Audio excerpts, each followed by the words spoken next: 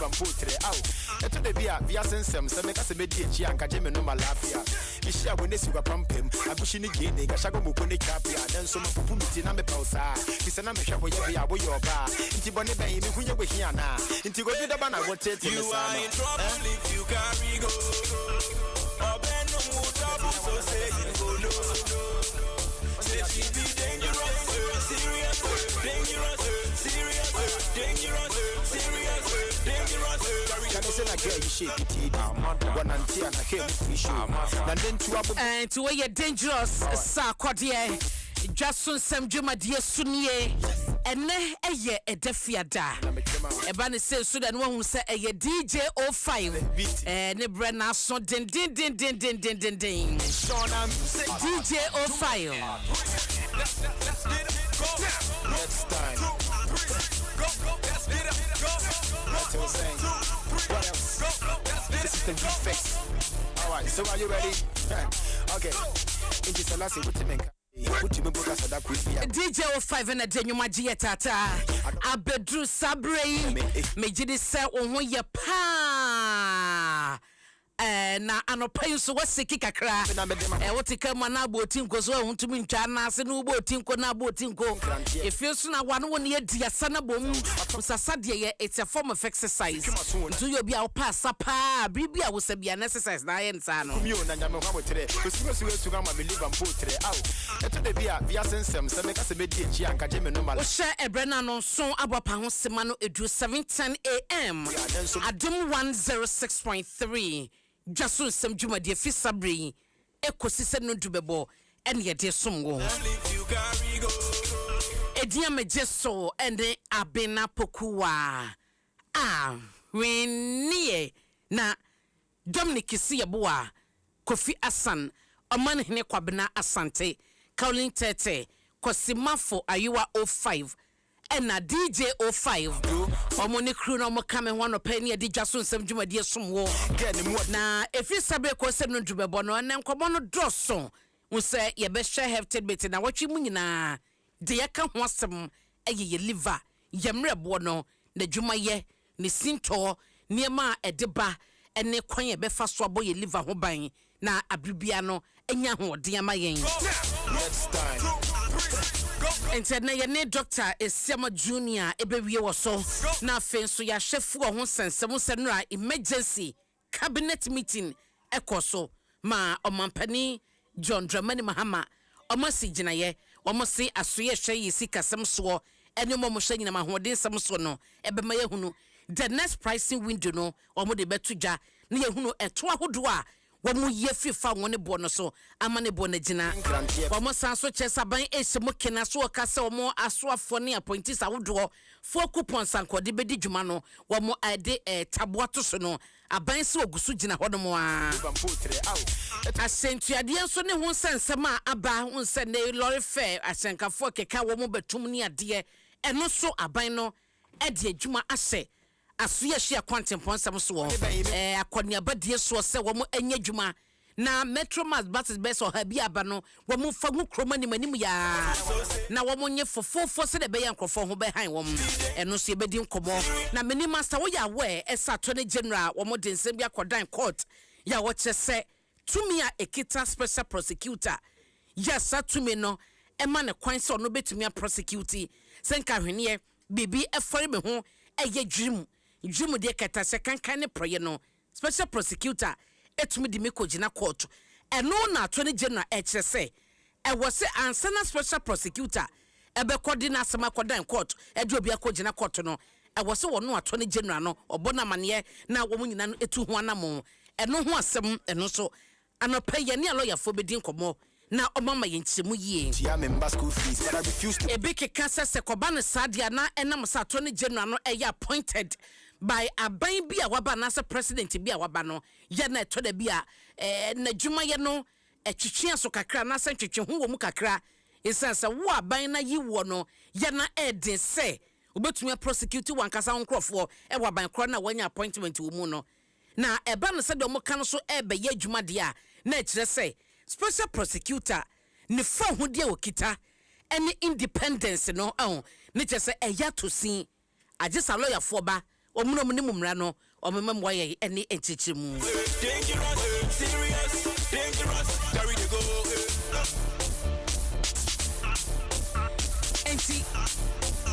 enti anopa yi ye bedi sankomo yi ene ye bi eka ho ana kire ye ne abadwafo sinkonya na ya toato adwene Auntie Mary's grab mixer ena end point homeopathic clinic ene nyumaku a ebo ye chidom na ye de hefted bitaba enti ba meko Dr. Siama Junior chen na ye ntoa so wokɔ see for Silver Specialist Hospital wo ye dokota pani ewo ho doc Martin ye ni awen ya babna net sen oba dia daro my sister me ho ye pa so ho ye de adom ninti me ho ye anope de ma boy anyum DJ 05 eye DJ 05 nsa no adwuma no ye da se wo dia sakakra ai na doc nkomo a ye di na wo chimu nyina no eye mrebo emu yade wa kire yade pa ene ne ye wie nti ne ye behwe ne treatment sa wo mrebo nya sinto a kwan be ne be hwe na yaso no asa wo mrebo ne yade na de ne be yenso de abo ho ban na sana ene de yin wo be boto fama yin fiti joda be se nra ya woda e de ne yesia yo me ne aba me da se ye betia ohwefo ne tiefo so na anope na yakoso so ada o ma se bra no bia no so nyamre na o respond to nkomo a ye di titiri we fa no apomodin wonsem ho no crane ye started share conditions chronic liver diseases and ye share chronic diseases say chronic yare it's medically yes yare a bani pedianum 3-6 months to a year awoda so numedro no a chronic disease na chronic disease no ebi to say hypertension diabetes ye ka ho enso ye pick organ a ye friend brebo no isan say brebo no so etimi enya chronic diseases ni bi ebi to say hepatitis ebi to say fibrosis ni nyina a chronic disease a eti be to brebo no mu na yesua hu say brebo no so de the largest internal organ when pedianum ne juma no dorsum you say are located in the right upper quadrant of the body na trese yensa nifa so yemfe ho nifa no saa no ena woni kase ani nti etre ekọ bebi a ye kidney no ewo right side no ewo no about 1.5 kg na trese about 2% of the entire body weight ejuma no edoso ebi to say regenerative faction na trese obwa ema enioma collagen ni enioma ese woni pedianum nyina oye ne ye titiri ono ankasa kura no eyare a osa ne ho yare ebiom eduru ayebenom nshi ayebenom eduane ayebedi se koye GIT gastrointestinal tract ne munku ade a yehia ye brebo no so beto ne bo ase asone so amaye kai say niane ni bi wo wa na chemicals bi wo na enioma bi aye moa bi aye mfa ye ni hu ewom nti nyankopon ahye brebo no ama no special tissues ama no special immune cells bi to say alpha cells to say lymphocytes to say heptoglobin to say natural killer cells mo hwehwe sa efia hodo ni nyina na o maye fri ni pedianum ente sa efi be kwa adwen mu efi be kwa kidneys ni efi betena ni pedianum a ebetimi di how aba ebiom eboa store moja so emayen nti almost about 1 liter of blood no or store emayen oboa with metabolism of proteins kai see here proteins no to build our muscles ebiom protein no breaking down no the emayen energy fat so oboa with the production of bile boa with emulsification breaking down of fat na fat ain't me akuleti when pedianum ankofa hidden or visceral fat ama no so ebe problem ama ni pedianum bi o mo san so eboa ye ema ye metabolize hormones ahodo ema empo ye store a lot of vitamins to say vitamin D eboa ye ma yetimi use the active form of calcium na ma ye dompe mu etimi nya ahoden vitamin E no so eboa with free radicals eboa so that cancer ni ahodo building ina no emma ebiom ye nwi kura efu your skin no vitamin E eboa and the radiation of the skin ebiom vitamin K so boa so that we don't lose a lot of blood and a vitamin A so eboa with the vision you need vitamin B12 and also very good for coordination and then the function of your nerves now with circulation. These are some of the major storage properties or functions of your brain bone. The Jumani almost about 500 plus a dozen. A man of my and so ɔne akoma no wɔ adwuma ɔne kidney no yɛ adwuma ɔne organs no nyinaa yɛ adwuma a ɔte mogya no ho wie no ɔde ma akoma no a akoma no so ato no bo ase apɔmpe mogya no akɔ nipadua akɔ a no nyinaa mogya kɔgyen akɔ nti na ahoɔden no deɛ ɛwɔ sɛ abere biara no yɛkanyaa no na ɛtumi kɔ soro sɛ biribi bɛka brɛboɔ no pɛ na ama n'ahoɔden ba fam a the functions no so ɛba fam nneɛma a ɛtumi ɛyɛ ɛma brɛboɔ no ahoɔden ba fam no yɛsua bi hu sɛ yɛwɔ risk factors. One major one, the different viral infections bebree wɔ hɔ nom a ɛtumi tena brɛboɔ no mu yɛwɔ biribi yɛfrɛ no tropism mmoa no bi wɔ hɔ a ɔmopɛ organ particular bi na atena nti hepatitis A, B, C, D, E virus no ɔmo deɛ ɔmopɛ brɛboɔ no mu na atena nti ɔbɛtena hɔ a na afei wabuilding ne self-contained wɔ hɔ na ɔwo bebree na ɔsɛ brɛboɔ no na ɛma brɛboɔ no ahoɔden ne n'edwuma a ɛwɔ sɛ ɔdi ne nyinaa no ɛba fam yɛtumi nya no through kissing, through body fluid, saliva, through sweat, through mother to child, through sexual intercourse. Until we are on vaccine, maybe no, with chances are high. Yeah, I cobobo near royal just near the Amaya, no, so I say, oh, problem, maybe I obtain a transfer ammo. So these are some of the viral infections and also to make up one. Apart from viral infection, no, your alcoholic hepatitis, so say, I'm not dorsum, Tiamabre Buono Swahono. If you were a misuse of the alcohol, heavy drinkers, there were special enzymes you were Buonimo. Maybe to say the ADH, the ALDH, and then the cytochrome P450. It is now a break it down in raw any chemicals. I hold what titru and sano MIA. Then so reborn yes age man consistently. Now yeah no mkaho no yes age man and none who are there no a buffer in a long term. It may fatty liver disease are very very common these days. Fatty liver disease to grade 1, grade 2, grade 3. Not just how ever taught me pediano. So if you so what. Na a lifestyle and as a metabolic factors be your diabetes, your hypertension, your metabolism is slow into your more am I into and you see the active form of your bread one in a long term it make of or how a brain because you be so a major factor and also cover a metabolic dysfunction. Associated cirrhotic liver disease, non-alcoholic fatty liver disease affairs na yekano. Ebi so ha na abuse of medication, ya frafra nrobebre ennom ni nyina no so kai. Edrobi a wonnom ya so beko brebon ma brebon enzymes aye ho adwuma compounding excessive medication and chemicals so bebre to the liver no ema ono so na ho ode eba from yesua won say yes anema we nyina nyema bi wo ha beda ne di ama ye hu say brebon na ho ode no eba from the dikan ahokekaba kai say inflammation kire say woni pedian efia bemu a brebon na wo say boa na regulate sa efini nyina titru histamine na eboa ema your blood vessels no mu bie ma your soldiers ne timi ko hoko yi efini free the pedian mo owie na ejuma no ntimi free ni pedian ma brebon na yesa they settle under the skin with some homogeneous opioids be na afi amaye ho kekai embebre biom yenso so your Johnson bones your stool no any your urine no aye dark your signs loss of appetite kai sebrebo no eboa with production and then storage of blood into say na ho de ne ba from ultimate anemic abribia no na omoja so at sleep problem and now ho be ye dey ma obebre emom your ammonia your waste there was your liver na yifi ni peduan mo but ammonia che ni peduan ma kwa adwene mu across the BBB ema na ho ye dey ma kai biom so say ye phone to me aside it comes in because of a production of protein and abba from rebono produce albumin and the coagulative protein a boa carry hormones in rahodo in pedianimum or say yes age man intimate oncotic pressure a special pressure regulative protein also drop when that happens in so it imaginary pedianima night time from my phone also to me and who ye can see my umpo oda sorry abones we near chinning in ano I'm a mama so if this will have we need color no a yellowish if be hyperbilirubemania in a long term equally to jaundice not just a bilirubin a waste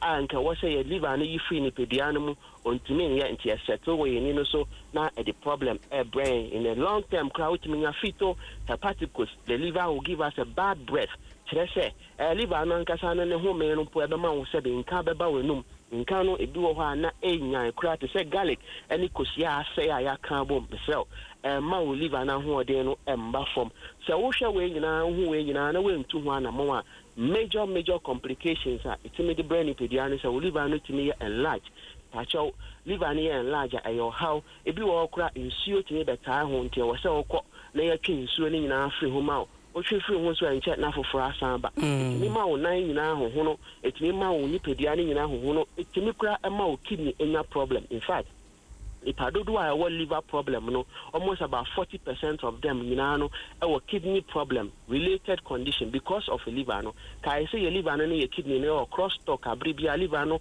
that xenobiotic metabolism function. If you're feeling in a maternity, the zoom lion function, no, or any in area, no, they are coma kidney, not kidney is what to the say.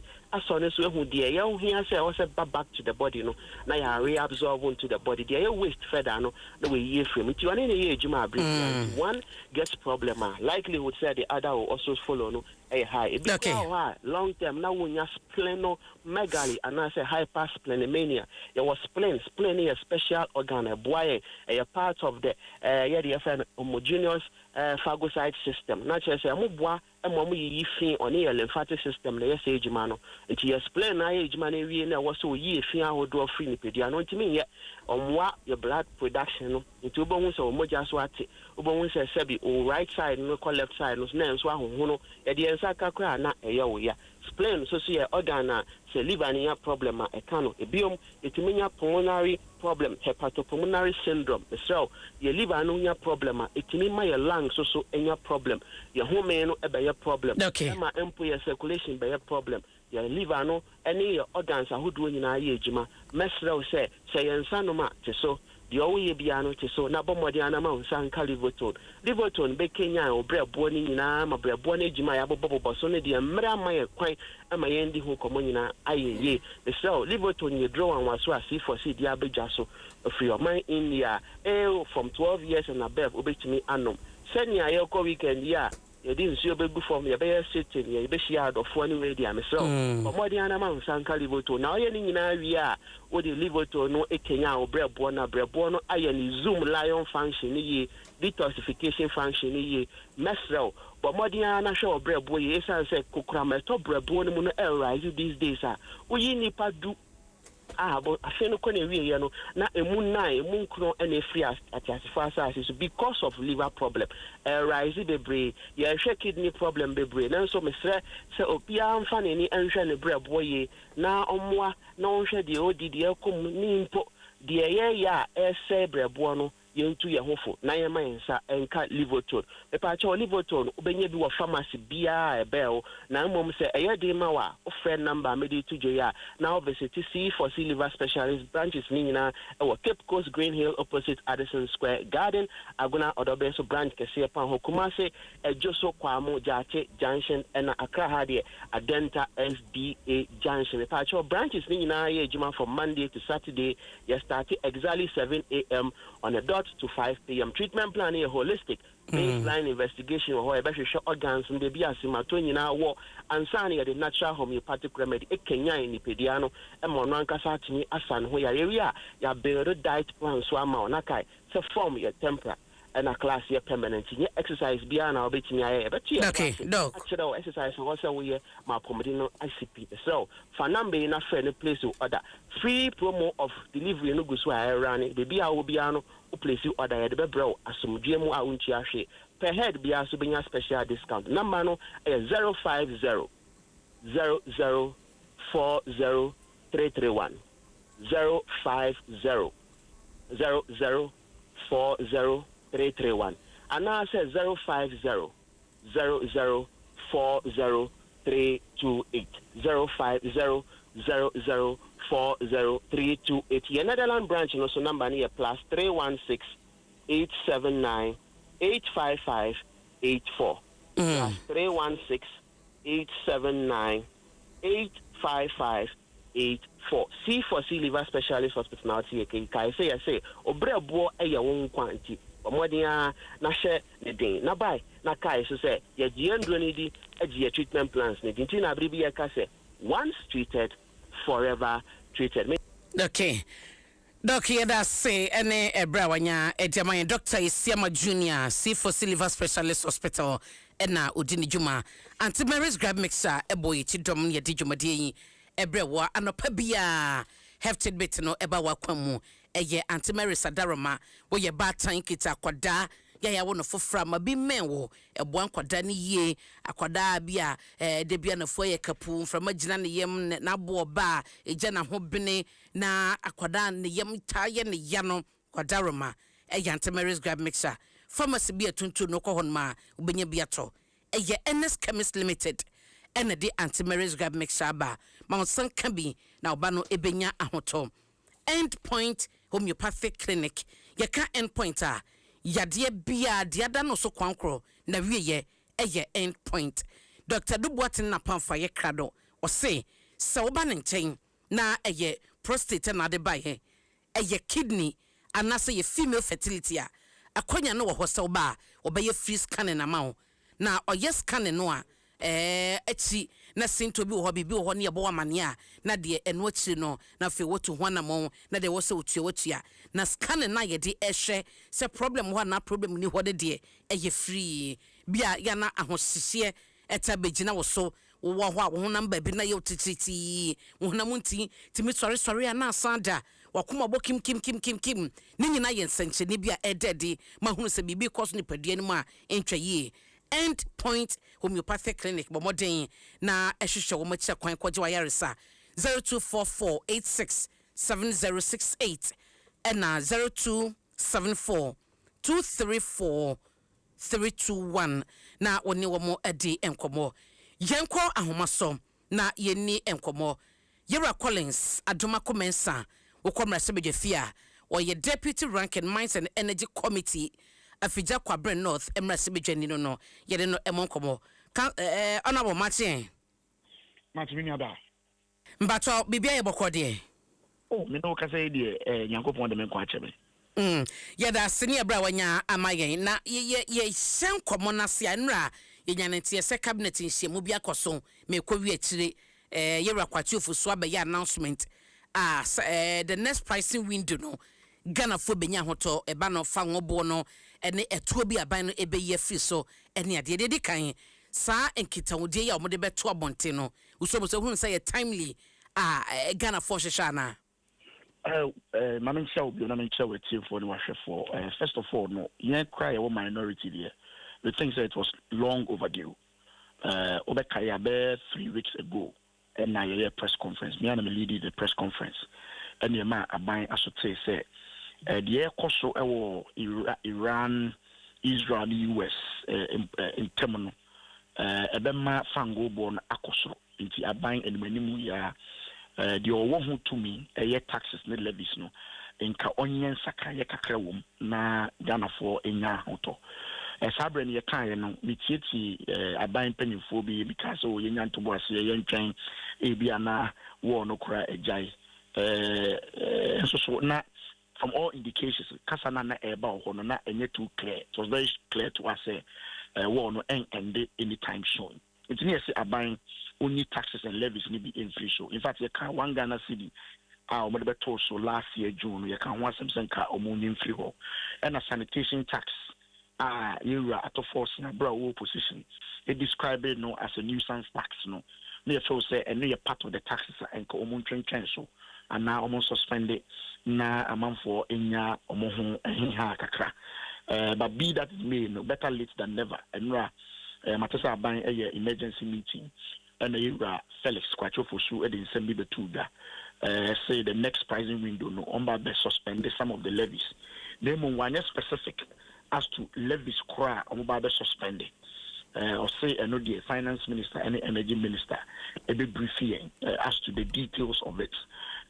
Whilst I change details, just the announcement say BBC and my prices number 4. I think it's a welcome news. Although your opposition minority so say a chair and son about taking that decision.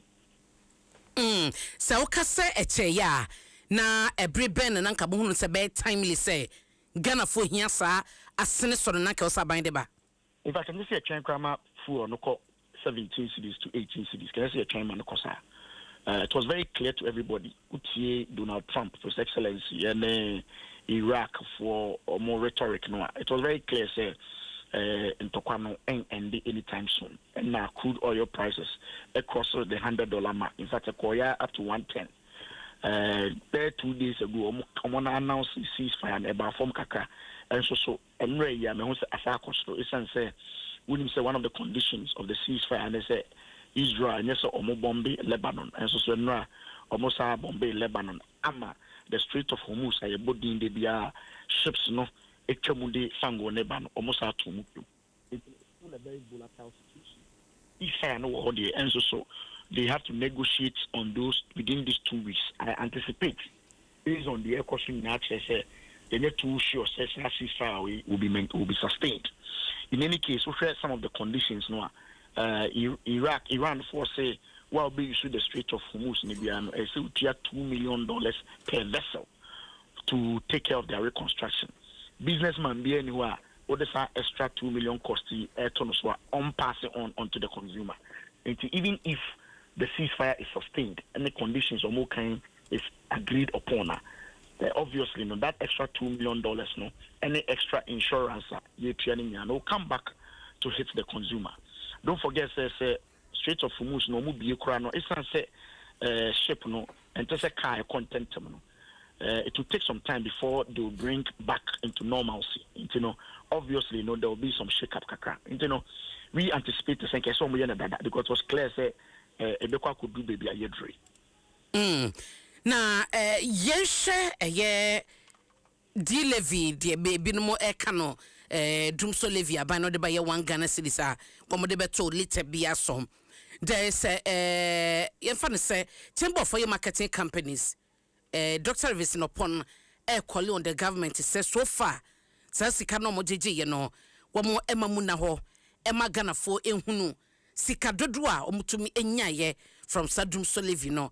Before some pempe so ye bedu say the next pricing we do no. Wa mo be yi taxes ni be free windows anya clear. Sa no be kan wan asa enka ho. Woni omo eya adwen, do we need to know ahia aban no enya efri sa living gigi mu ana? In fact, the end of one cry and say a buying air chain ama an institution like Chamber of Oil marketing companies. Air call for this. Me and Kasa come social media page amaka because Emrano is very clear. Emrano of the Bram Bamashibem, which is the energy sector levies bill 2025. Section 4 say by 31st March of the ensuing year. You're passing in 2025. So by the 31st March of 2026, Senka buying the report on the usage of the 1 Ghana cedi in Aba. So Abai shouldn't have even waited. As I speak to you, and now I'm checking from Parliament.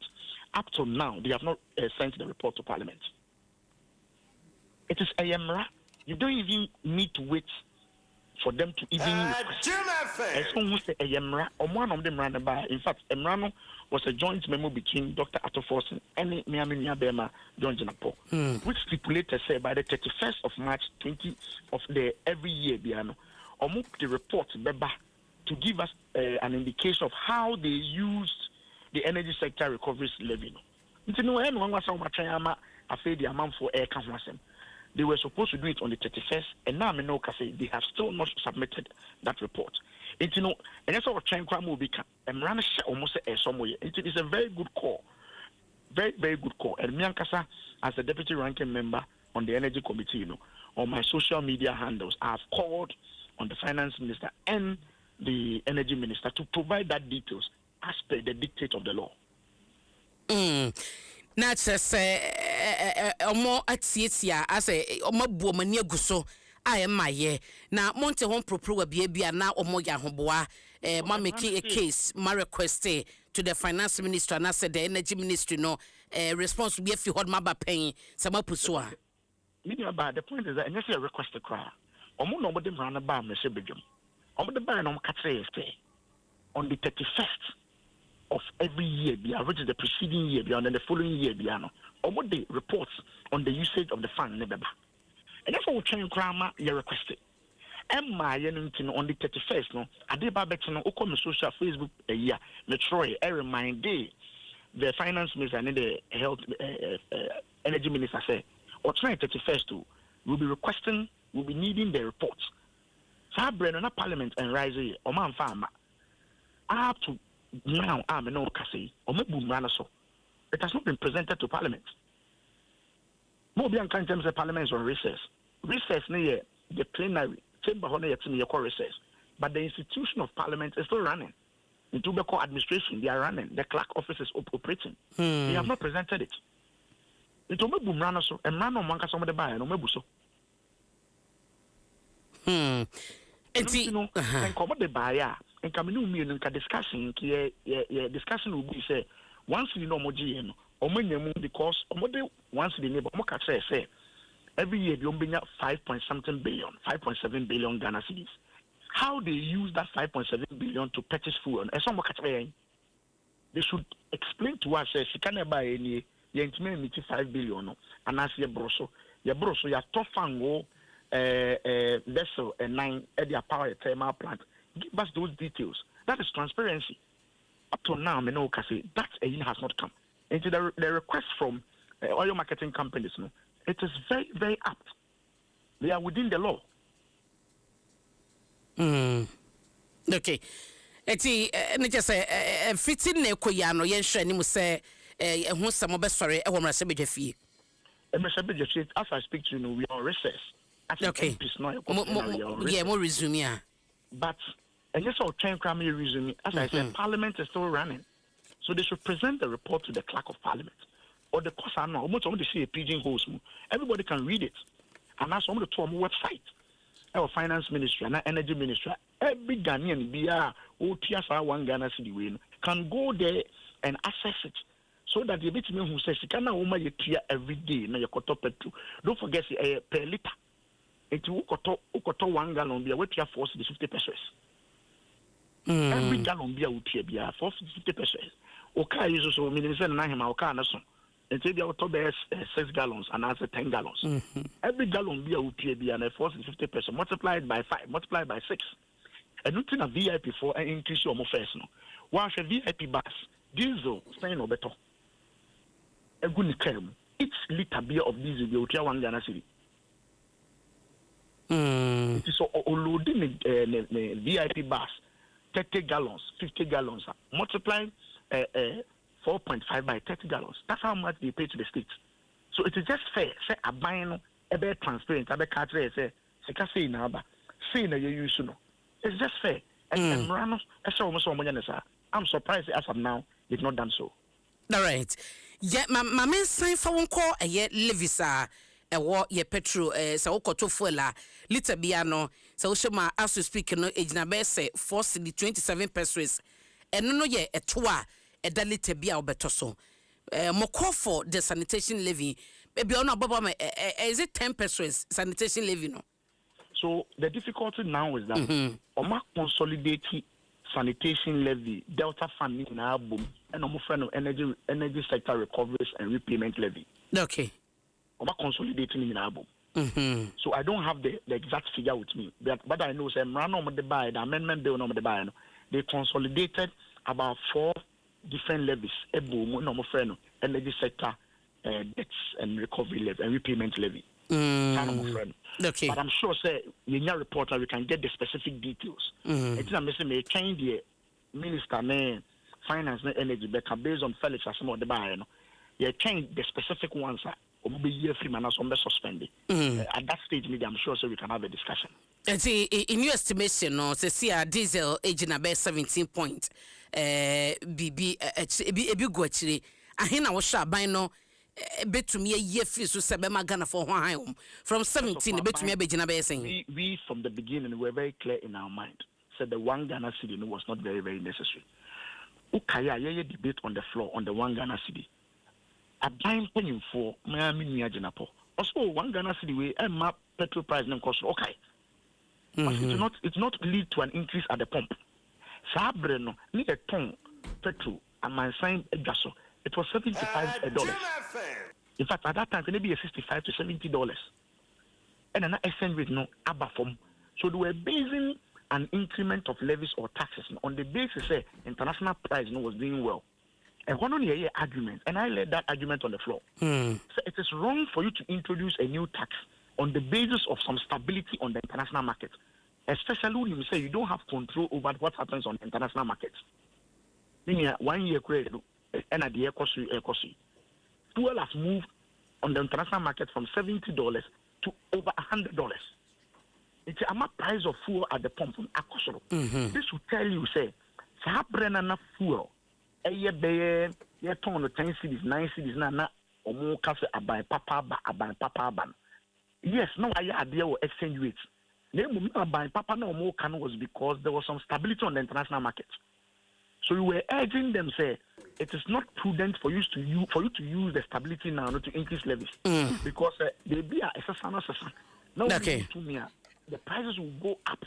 And only even if you hear. But honorable Collins Adoma commensa ojina soma me few minutes na mene ye honorable Felix Kwati ofosum ko mampani atena ya ono na ohwenkita wodi wonsem so de ma ye no eni nkomo abura asebu kwa makese emra se bejani honorable Martin yeah mijidi se bibia ye boko ye de radia se enra mampani ebedu omanyimu ema ensiemu koso ye cabinet meeting nachi mabo yamane eye fanwo ho asem ba bia bo na kodunye no nko a transport so ho asem mode etumu wadama betumi abubu mama yen na yehunu senhye no sede tie yo meda se em se gada ne ba bia ba dia tu se efi ebra any survive to run so aye afetre mu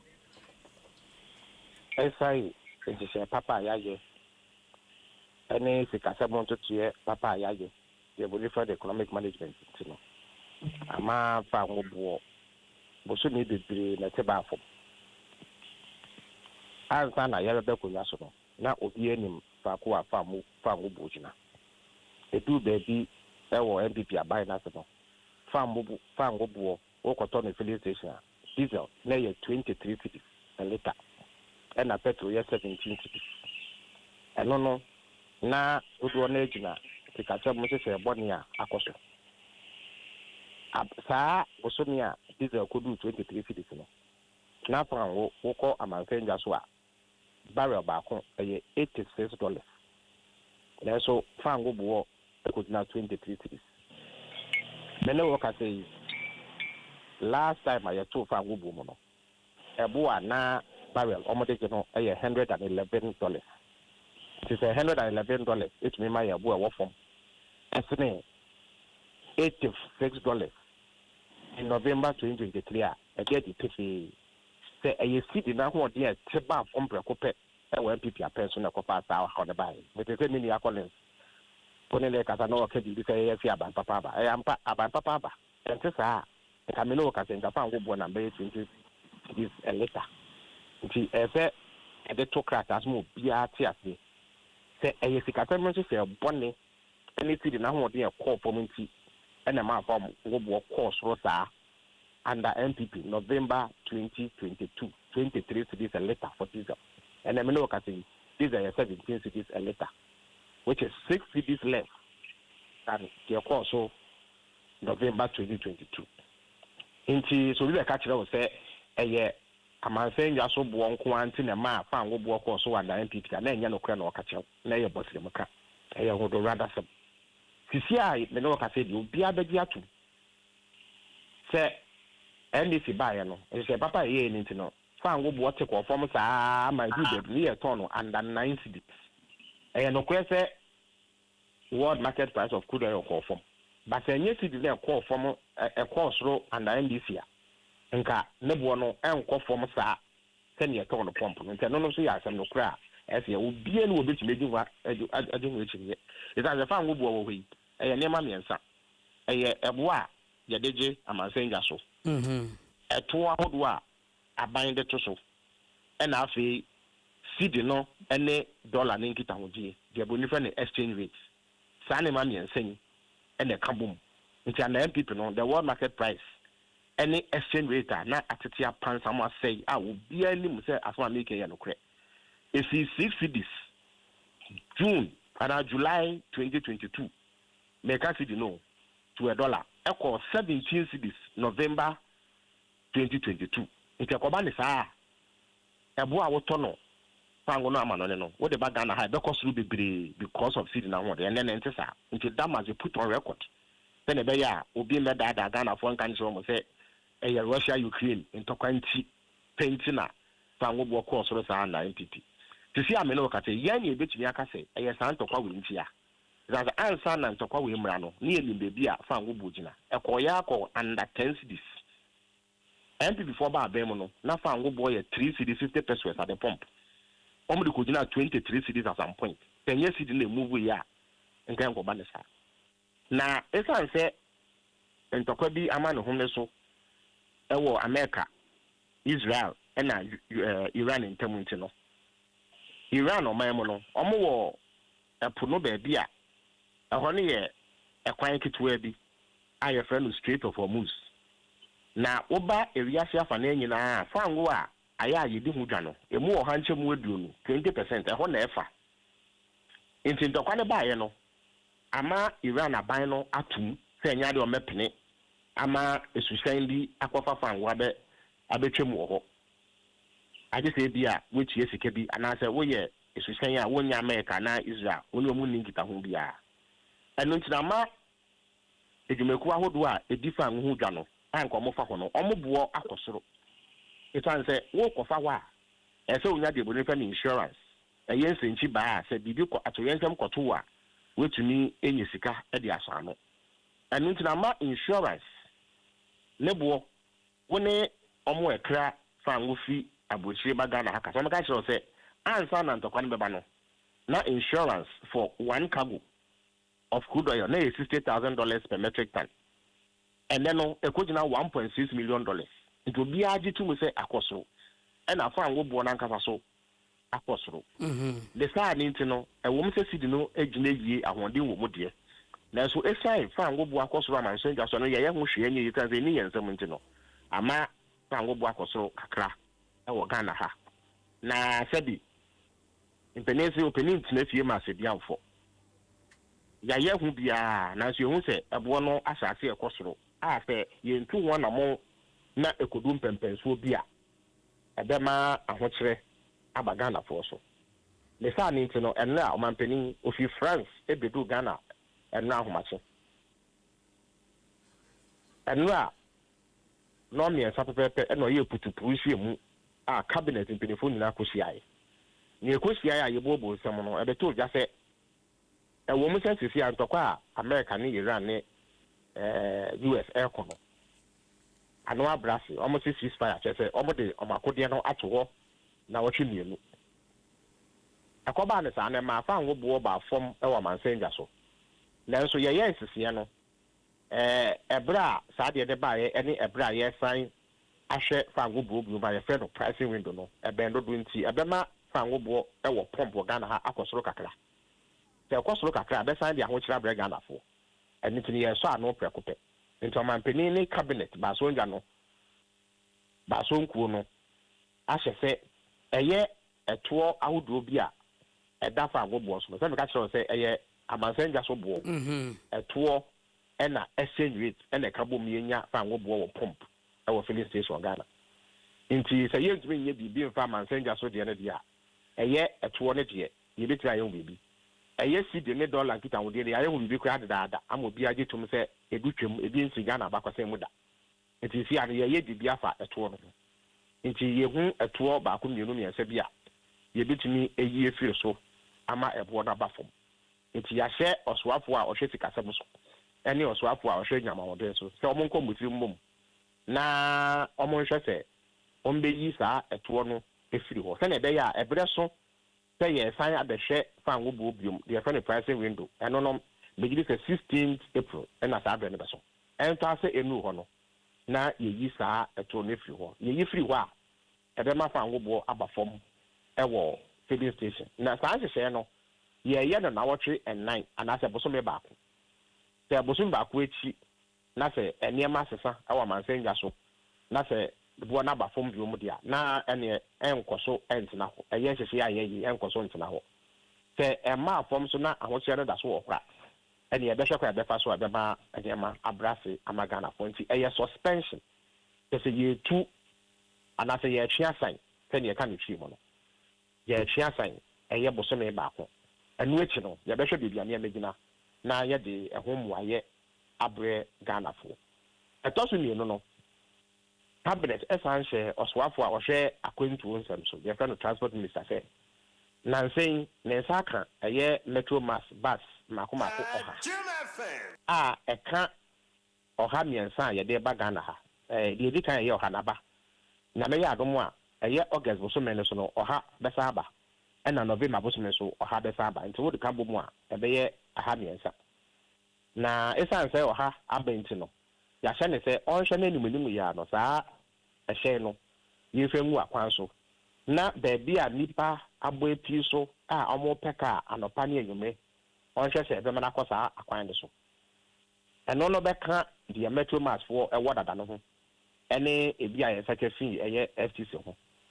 Eno dan chen so a ya hye ne se onhwe se ebo a anaka aketiade a eye Ghana for etia no. Se wo kofo aban die yi a emra form send the GPRT for ne to ane ada private road transport unions no eje no.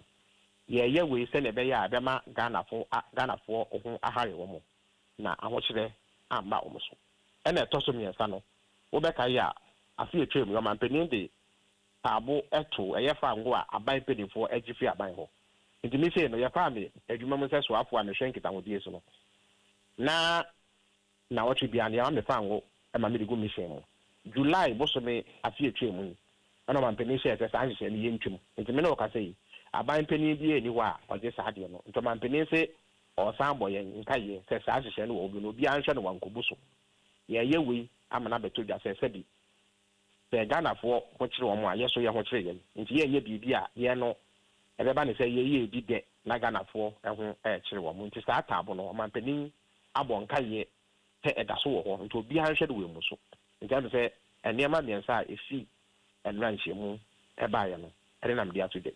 Okay, meda say na wo de to dwa no ewie ye nra eba no enyina ma ho den fa ho no ma wo ma wo edi mo dwuma bi ye marketing companies no ne ade na kandifo no edi ko makanim ehunu ne se sa intervention aban de bayi naka over a month ago and then what sa intervention no eba ase adile because ne said what can say ma hote war ne kakra for some period na chese nyoma ebeba fom nti why now na anye ebra na ejina mu anane bo no ehwiri kosoro no mbele se uvite pekope epolicy a emoja na eba enti sa na opede so de odua mantemanti nti anye se bibi si ye na wote da se abra na no aba kra so ta wo se ye to ye bo ni ye hwe ne makakra sa mediga ka kire wo se esan kwaya ya fa so ahyehyɛ sikasɛm enne ahoden abasidi mu ntino fa ngo bo na nkasa no ansa na santo kwaya ba no na abafom bɛyɛ bosomi didi so bɛyɛ edu kɔ du ba ko de fa ngo ba fom saa amakodu be no ne yeto no 9.9 cedis nti na fa ngo bo enye dene Ghana ha nti sɛ bibi kakra ba ye fiti preko pɛ enkoso ano sɛ wo hwɛ kakra nti sɛ ekodum pempen so na ya abro Ghana fo ahoden so sɛ ne yekoba ne lansen na wetu ho anamo esa sɛ yekwa ye be eto a ye no so no sɛ nti wo ho a ye de eto ne bae ye de ye ne ma bebre nti wuyi no so no bema oha kakra ba be bi a wuyi afiri no nti esa sa oha na wo no nti no sɛ wunya abotre kakra na wo ya hwe yi kakra ansa na ubetu sa na mo na wetu nti na mo a ye tu yi na mo a ye tu esa sɛ enema ya abro Ghana fo ahoden so ye na se enema tutu yi na bibi akofom na yesi ye dada mu a ta hye no enkoso ntina we ta se sa ta na Ghana fo ho ahan mu a enkoso aho che bebre emre o muti time ne de go ne se ye perfect ebra e wase ye no na ya yi.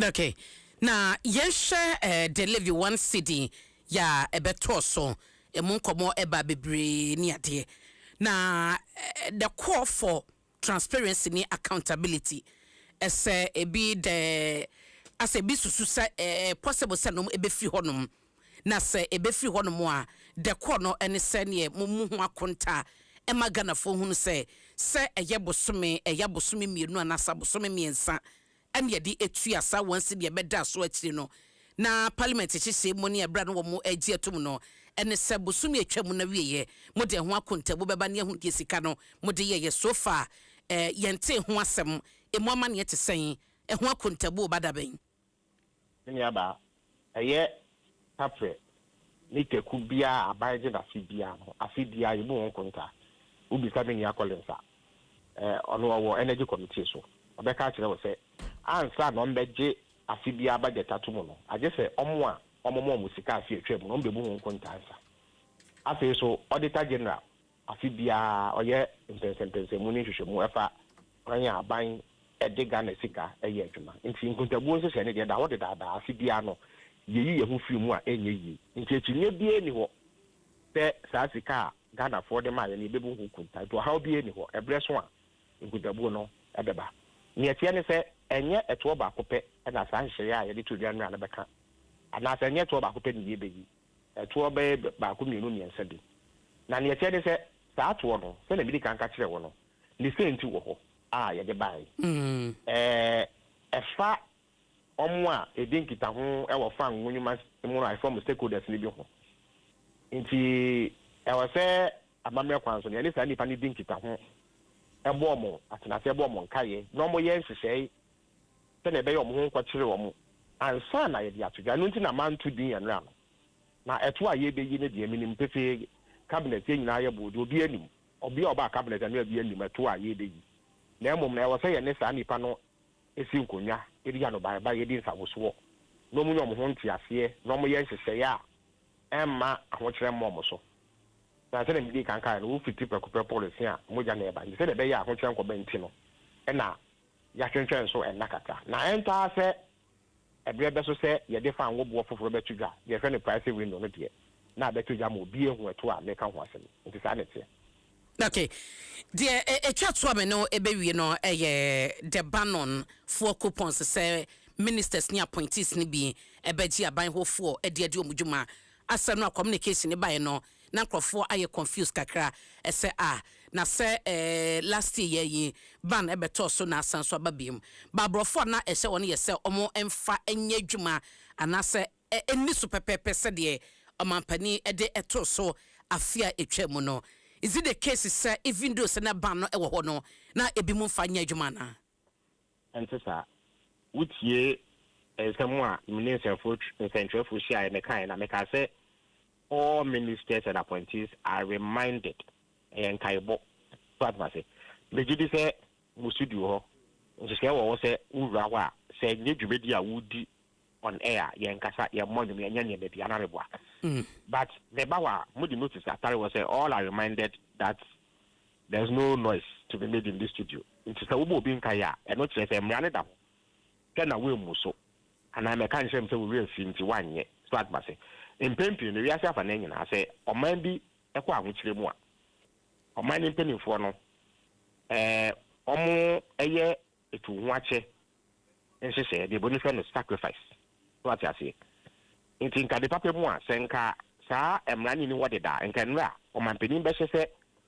eye obia ojifu a waban ho no onyai na emra no wode da a ye di so da message ye fa mi odwuma mu no fere me de ka kire wo no na wo bia no se me de me ka akọ na yebu fango e de mame e wa ban di no efi July afi etwa mu ana wampani etwa mu nti sa abre no me ana metobufu a me ana metobe fango sa na me fefo a omye ministers ne aban penifo nyina aye na ehu akohia se ye besa abo nka ye biom no bia nkoka se bia ne wi afi ana to bi esusu se sa se ni ho nti nka ye nka ebo keke enye se bia ye ne su ye bi su papa. Okay. Meda se wadaruma be gina so mame ono abaduma ko wo le patron wa aha enti concern akontabuo ene D11 na ye ka ho asem no wose at the end of the year no aban no wasudie so bebu akonta sa na budget krompo ebeba no mo beje tuma maje enti ye dan akontabuo no ebeba bia wo time na wo ka no na enye no na wo mo de edijuma uya no saying First of all, I think the AB Armenia Felix, he has not averted his mind to the bill no more about Parliament. No, and I'm trying to say, Onyamira Onkoshe, the Energy Sector Levies Bill 2025. Now, Onko Section 4. Now, say, Emerumwa, my main kind of protocasm. Okay. The minister shall submit to Parliament an annual report on the management of the account established under Section 3 for the preceding year by the 31st day of March of the ensuing year. and you know when you say the normal budget now, you know, I almost by November, justify or more how they use the previous money near the idea. This was specific in the acts. One of the bar parliament, energy sector levies, and America's ABA, he has not averted his mind to it. But the truth of the matter, I say, and none of the bar should be say by the 31st of March of the ensuing year, and now we are passing last year into 31st of March of 2026. No, set or modify reports never. We are sure some Felix Sunim say, and the report be at the end of the year. In fact, we need to say PIAC reports. And no one semi-annually. There are a lot of MRA reports be a half yearly. It be crab every quarter. And yet entirely the case. I see a chain till the end of the year. Indeed, Miankasa prompted the minister himself. Say you be hear this report because Omode Bano said the Felix Nimina Omode be a fiscal impact analysis report account. That fiscal impact analysis let's say they anticipated to rake in about 5.6 billion Ghana cedis. I don't think I'm running on the same. Says, I cannot move at the end of the year. Say, I am the first one to use soon. No, Mumbai contact into Ghana for through Parliament. And you know, I just want him to maybe go back and read that particular portion. Say they were enjoying to present the report by the 31st of March 2026 and not say Yen for the end of the year. This is just for transparency's sake. Okay. I'm looking at some of the better fuel at their power thermal plant. It's how much has accrued into the account? How much has been used in purchasing liquid fuel for our thermal plant? We're a very simple request, and Mrano said the ministry should do so. It is the 31st March and now 10th April. No, the consequences are getting. Also, and for me personally, even before 31st, no come social media handles. I reminded the minister. In fact, personally, the minister, energy minister Kasa, I reminded him say the minority will be interested in that report. And just a minority, even the Ghanaian population now, one Ghana city, will be interested in the report. And you know, if by the time you go back to Parliament, and my Felix Nimsi or other parliamentary tools, I can file an urgent question. Requesting for the minister to appear before Parliament to answer questions on this. But the money there is quite clear. It's very clear in the law. Say by the 31st of March, and some of the reports number. Okay. Anabokwache. Oh, how do you know? Okay. The question I'll be saying first. Man, she has you said me a college actually. But I'm a walk a year or minus a semi kumta. That be the living now. One city na yedeba modiba chino. You mean about her be anymore? College in the say, Potokate, me say. Parliament is a master of his own rules. Okay, and the you were brave, I say, and that's a potino. I was a buying swap for the Inkuntabu be the Tuga, Efa, a binding medie, and a sick assembly. I thought that I read a pump kaka.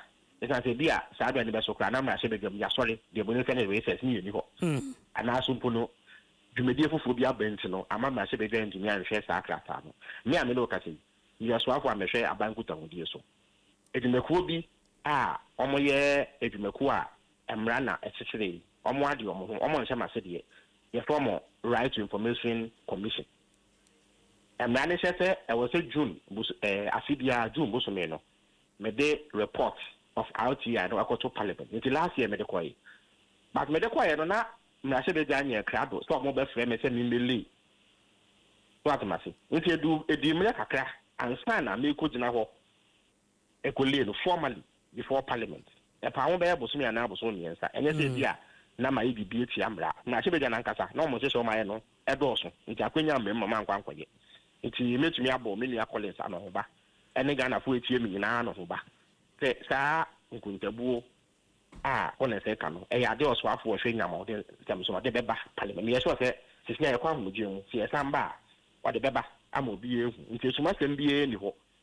Said ya nane sikano kapre kran kwanta dwumedia ya kasi edibedi no yedi ne pepepe ama bibia ewie peye nti ebeba em se Parliament kwa hunje mu ya ba ya dia sa report no ya de betudwa ama obi ehu bi. Okay. Mate madam ase ba Felix answer na obekọ no Ghana phobi esusu say you owe them an apology say obepa o mache o eba no LGBTQ sembia wo de tudwa after some company any CSOs no sia kan nsem no wogitum obe pagana for achew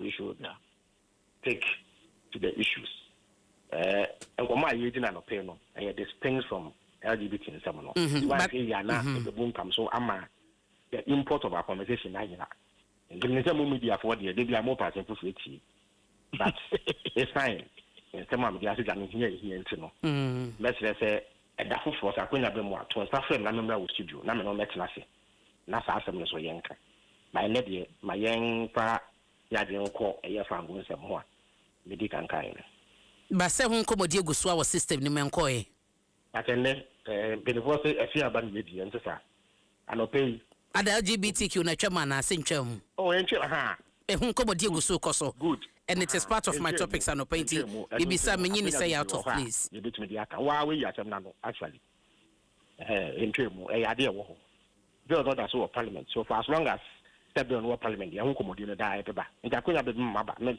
am be say me bet na wo studio na ye bobo nti ye bi obepem me no producer be kasa ni ya pem na maba ye be di ho nkomo ba na de ma yan fa ya de nko ye fa won some man bi asuga no but I think so ya di be wi o ha say Felix medase no bre on about my comments bibi o how do we chat to anan wi first of all, no, say any relief be how small it is, no, it's good for Ghanaians. You know?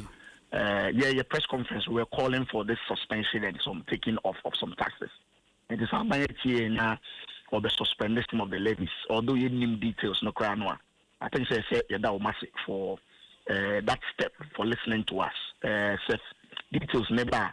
You bit my interrogate whether it is enough or it is too small, but the basis of the announcement, it is a welcome news for all of us. Mate, mama nase, but before so bekodo, bisa mi misa say ye eto be free fan so fan wo boso amana ba fom no. Na munim dada being in government and I say na mo be hu. The patrol nanto question ho ni ye, o si being say fan wo bo ekosoro na Ghana for say dia ho kiraba. Na akwanya wo hosa ban bitumi ye to be free fa won ne bo no so e mo man for ho han wo mo no obusa ye bre no ana ye time na esa pepepe. Of course we suspended the stabilization levy. There were times here suspension of some of the stabilization levies and you knew in fact the current energy minister or opposition, you know, they gave us two solutions. But was that essence Ghana ye export it fanguni bino and when the price no cost right we make some windfall and taxes and levies or not suggesting suspend. In fact, we did suspend some of the stabilization levies. Into something new. The time here at a point in time it was done. But so a bit mitra could do 23. Ninya fella say kasana no cre in the year 2022 me kokodusa but ye fear ben mu no unim say the ja no there be 14 cities and etem 14. In fact, na ya monsa no adwuma na say we say jama so ye ba fom. Repacho on the 2nd January 2025.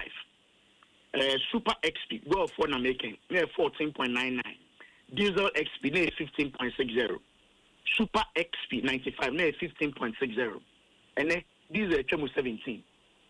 And this is how we left it for them. Mate Mama na say eno brawanya e my honorable Collins Adoma Komensa a deputy ranking Mines and Energy Committee Afija Kwabre North member of Parliament Felix Kwati Ofusu a Minister of State for Government Communication Abra Sebu Kwamankese wamomra sebijani enono Star Oil esa wupe fuela ne boa fom na sanso ye quality a eyo monchen e na obenya to ye ka fuel semyi enye fu bia na woso to de gusemu ntiti yase esa opese wo engine enya hoten na esom wo cha obeto fu e wo Star Oil ne boa fo ai na so ka quality a fu bia ni Ghana say ya obeto de quality a compare Star Oil across Ghana almost 250 stations across inti babia bedru bia be Star Oil ho konekoto bi na kita Star card the crampo dia na madwuma na ye easy kra wie ya wona wosen no ukọ babia beko babia na bia no choose Star Oil or more quality ena affordable for na electroland Easter promotion no yegusua edema April mu na yedi Easter do say yedi Easter na afi we Easter ne ba early yedi awie no yegusua wo Easter mu nti electroland say ade bia de djuma wo fia eye home appliances say eye home theater and no more Samsung TC and media ibi say air conditioners say gas cookers bena ibi ni nyina no wo mo ho ema wo bra na ebeton fofofo ne fakodi djuma hwehwe mo kira kwan ewo Ghana afana bebe mo showrooms no bowra mu ewo ho fra 0503 159 739 Electroland Ghana, home of luxury, affordable electronics. Samolamwa, a deputy PRO, GPRTU, Yadino Eninkomo. Same Martin. At the same, Nyame Adom me ho ye na ho so e. Nyame Adom yes ye ho ye de kan. Enra na ye ya woda. Enhyemu na mo ne asreya e hwa kwanya badie so ekodi ne nya ba so. Me da se ma minchi obiom onu watifo nyina ne wahwefo. Enhyemu amma so enra. Enam se osuafo na ye se na that is the transport minister no. O ma yeti ase se omokwa kushia emergency cabinet meeting. Na cabinet meeting ni kwa wi ya de be firi mu aba no na one ye so aba be hia be di mu nkomo enti eno na ne ye wo ntwen mu a enu anwumre de yura fellowship su kwa ache enso e dia betudwa aban gina sie fa fango nsensem ho ne ade no se aban a hye the energy minister and finance minister so mo hwe na eto ni bi wo ho a omo yin free off for the meantime. Inti me no ka say the meeting akwa wie na ne anapa ye hwe nim dendenden the transport minister bo share say meeting kwa wie obeto nsa frɛ na officially no waboy mu ama ne ne nso questions bi ni ade a etinye bisa ne ye bobo hu say nia eba yi yetimi asum ana say ye nsum ye koto asentu abo so ni nyina be gina nkomodi a official oni ye mba bedi ne nso ya kyerɛ ne ye nso ye betima ye stino meeting the nyama so ye guso e twen so be free esa said the eti on se nanka was some call last Tuesday no and na mo se motu akoya woda into officially no did they communicate say ma postpone ana say na mo twen se cabinet e besia it say information ra abayi and na mo de besi mu gina e officially no transport minister me yeti ase say enrada meeting no yen twen ma cabinet meeting no enko na wie wa ma ye time say ebia time see and I say time say but on my yeti say anka by the close of the cabinet meeting or best friends so who were aiming at yesterday anka obetimi afre but yesu so say bia meeting na nkwa wie ntem nti na bia wantimi amfre nti na de ye won twemu bo share no obetimi diso nti moko na mode ba na ebi ne se aban yi eto na eda fa wobo ne so bi emfiri ho na edanchen so na mo hwe se asentuade no so no mo pese mo de komanim de abaya aban se obeyi bi afiri ho no asesa madwen mo benya atum anasentumu na nyama okay unsa asem no sadia opani o hwe nkrato so no kan no o kan ne tra wan kire se bia eto ana bi na eto no nso ne bo no yesi a ebe firi so na bo na firi se aba bedru se so kan ne tra ntina ne ye twen se osuafo no se do obegina o kan ne ye ni akwanya ebetime bisa question bia until so osuafo no a ye hye na se ne ye besia na ne oni ye hia yenso your questions bia yetime bisa na fa de omo kan ne ho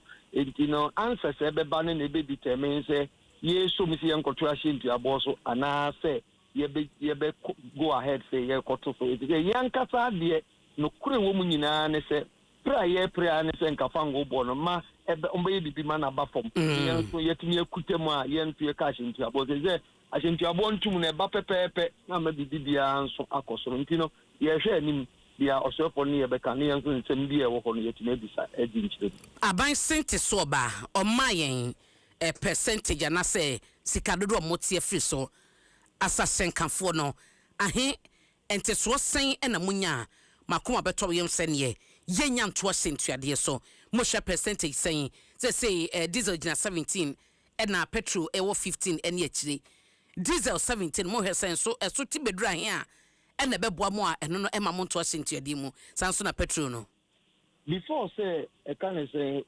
fango no this on be around 17 near there no.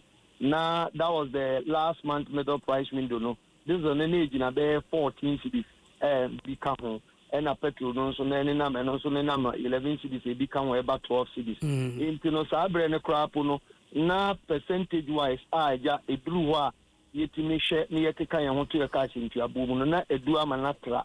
Na mum no ye hwe hunu say eja de ebe ntoko aba be is da akopa we nyina aba. Nti nka hye nkafo ye ne omo kasa so omo sacrifice ni nkutemu ewo ho. Nti sanka ba ntimi hyepo ye bibi na nketimi san begina ho bi mu ma yen a. Nti betime kutemu a yen so yen kopetre yen ho koto cash. Ebegina he fa ye specific nti diesel gina say. Diesel na kanene ewo around 14 cedis. Na petrol no so around 11 cedis e ko 12 no. Etimi begina ho ma yen a. Ebetime so musa. Na anything above mobetum.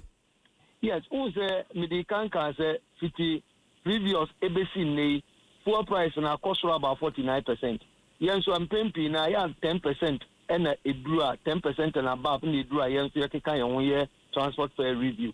Enti no say ankoba ho na ebia wanga na bipe na akọ free so ana bibia kesa na edafu gina soro a ye hye ebia ntumu beba de nanso percentage ni na said yet no abi e was 17 ko 18 cc no percentage esa nka eba ene bi e ba from na so yen to so a ebia ni percentage ni bi e beba from kakra but then sa ankoba ne sa na se sane ba from to say 14 ni ade na ye ka ho asem na bia ebia na yankotumu kura mate ene na yen hwe ni mo eno che so aban so de metro mass be so ha aba na enura wotie ya e wo so transport ministry no gomu jagum na eboa akoniabadie ene ho ensem as a drivers union muso musen em say asanka juma ne de enye we na edi kan aban de ne baso saba e ba de ye juma me kai mire bi atwam usaba so bae na obi anim say e ba be guji piachi adwuma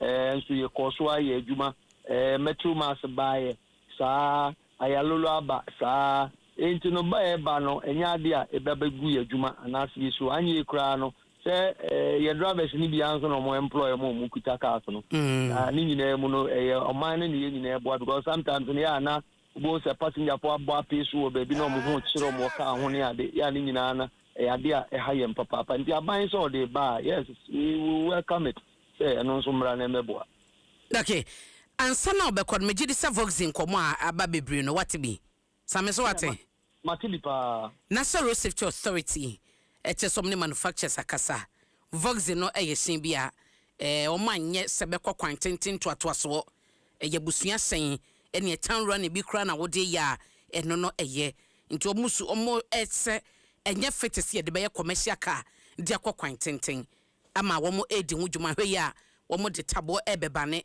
de tabo betoso muso musen Ledase unim sanse mu no ken yen se ahyenkafo ku batan GPRT ene omo nya adwen ade an ene omo nyenie kai eba bebon ban mu omo pa kire se omo anya nhwehwe man saka ne ba oman mu mo abomodia makasi omo akra aba begum ye tuatu aho duties ni ade nyina ade ama ban eko DVL obi aniwa omo de be commercial omo nkudi tro se omo de koye family car omo koka no kore se de koye commercial mabo modern agigi omusika a register the amount emoma ko assembly akoje ho nkrata chese baby esoso mo fa esese ka ne ye adwuma bi omo fa magigi se sika nyina afa bedum pempensu bia the amount kan se ka no ma anye ne se yemfa nko e kan se yemfa anye commercial mfantu kwan na family car na yemia family car ne kura se me samoa mu ami wa hei na nyame adom menye sika ne hia ka ne mekokoto bi me ne mabusua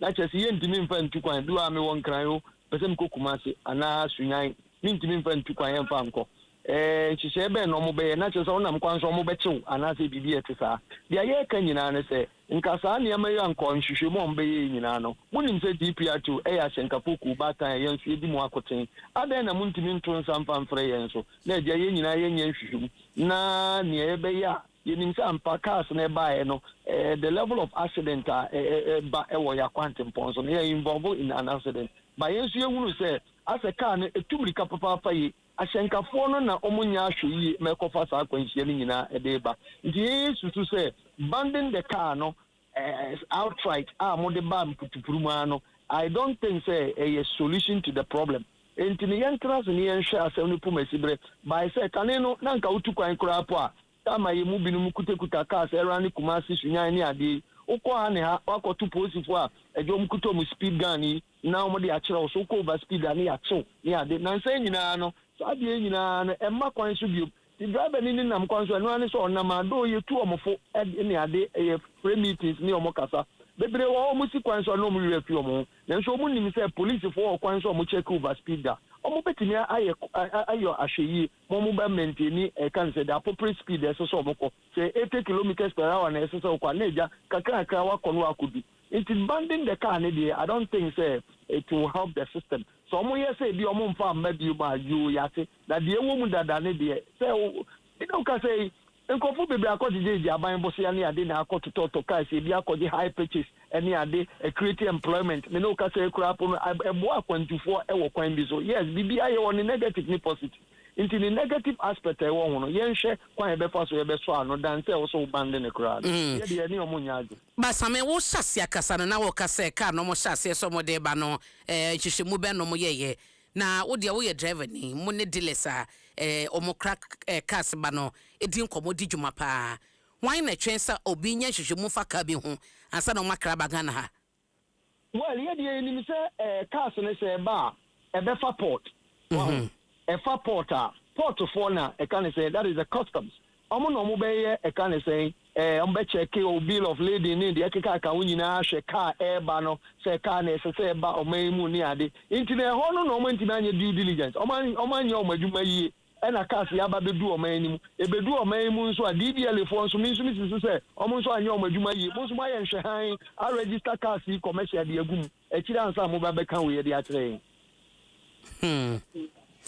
ba to some extent obebeka say national road safety enforcement omo person mo di adwuma yie na omo save lives de bia na wo say your focus no koye eka obi bo against onipa wo kwhye ne nkwa yes dia okay no kore pepepe wo say me ka mu me kan bi say yen yesusu say enye car na nkasa na ewo problem na mu me a driver phone ekuta car no ni me say bia what na bi mu da ana say bia onam kwanso na bia be san ho da the level of speed that air kono and emre bi kwa ye nhyiamu na na driver phone bi ka say sales na ka na phone bi de to omo so ne ade na edoso dodo nti abre bi e so omo koba ntem ne de keka ka ho nti ye bo modi ampoto nsa de frɛ omo kutekuta sa aka so no mo ka na so ne omo kasae so bi omo betima tete sales no so ama omo ne ade nti the problem we think say it's not about the vehicle itself but it's about omo mu use car no ene bi ahwe bi emam nti na ekoba nsa afutu ebe na wode ebe ma asenkafo akwantufo ene oma omokeka ho so wakoye GP2 penyi mafutu kese pa beko ama omumkuta vox cars no make say pina bochenku ebi aye krado so omo bebo ko jan ni ade efi so manu aduane bebo mo kawo na ko bi omo abokọ bosi akoto ni ade nyina aye krado se omo nso omo beti atua ewo sansenseni hu na ni nyina mu no brebre amane mba dade ankoka papa nka nye kyerede enti mu ahyenkafo mu hunu se emrikantenta mukọ kwan so na akofa we nyina ba nti befa kwanya isu etu omo mkuta sa aka asini nyina afo se sanka ukọ appropriate speed mpo a na se bibi besi a enko nkoduru sa mpempen so bi abehira akra behira omo nkwa ana se bibi etisa nti obi amomode so obeya ahweyie na sa adwin o ma fa ekura de beti na nka be bosumi ekwe bosumi mienu ekwe bosumi miense ekwe afi be ko na yie na nka box cars krapo no accident bi ama abani betimi atwe sa ginesi e de asen afutu amede be mo no meda say any obre Samuel Amoa deputy PRO GP ba same ya hunu se VIP atoto wo masenti ade mu omoka mo ho there be VIP a body on their own say or freedom of association omo nka ye ho no krapo no ya didi bi hu nkomo ani ade am ye ka hwe suafo ne say omo modin ase obema nkomo atwe atensan minya ne ntie nra say anye juma but well I stand to be corrected me ankasa de me mfa mani nkokunu ye but ya ma ban na ti ase say one more kwan so omudi omuntu omudi ma e de how kese pa na bebre ye ne ya hyenkafo but so ka say their body on its own they are into transport. Your transport ministry, your transport union say ha into obon association bia ho omudi omudwuma say ye yan krankra dwuma e na ye ya de bra ye pay betum bra ye pay bete so edo obi ani omso control na control there obi wo so control kwan na wo so control transport ministry ye nyina ye dan transport ministry no ekuo no ye doso papa ye we can say private individual crap obetina ko bio transport can say company na wako registrar general wako register ye be ma krata kire say also operate as a commercial transport na ni nyina mu no ye nyina ye dan transport ministry the transport ministry na said so be make sure say answer bi abeto cash into abomu no one no ebenya nhyiamudie na ntiase aye adwuma ansa bibi set ni ababontin nti se no nti wo de wo watie no ene se anya adwuma but untumi confirm me dey ato me ho so say ene ya me ameheda ko obu station ho na makohesa ampa se dia mete ene no kura na se nye no kura nti se ye no kura ne je se mo so by force mo betum ana oh well who say be kan ka say chen osuafo no the odi be free mu aba who say abrebi aye the GPR ye ka say we always serve the government of the day. We are non-partisan organization. You didn't run into say so. Yeah, and kasi do be aye enje di tienso ye koyi bi. Na mum se kobane se the ebe TFI osuafo no ho e di abana enya de ebe boy ya hyenka dwuma na efisi ye to so a the right procedure ye fa so say ye to so no ye be fa sa process na so. Me da say same eno obre samola mo a eye kasama fo be di chiri GPRTU ena ye no edi enkomo no Dwaso Nsem dwumadi na guso guti ha eye Adom 106.3 na ye toaso eba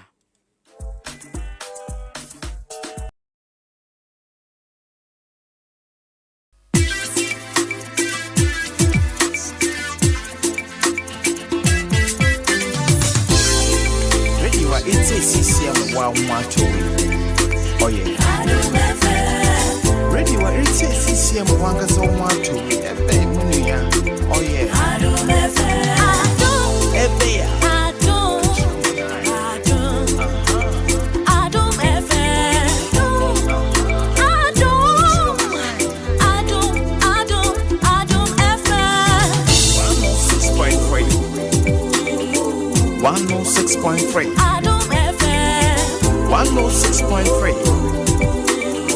106.3 Adom FM one tell you what catch your manai Adom FM Ebea one tell you what Adom FM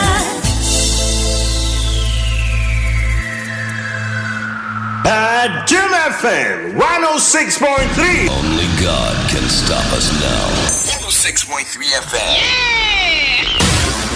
Adom FM 106.3 tough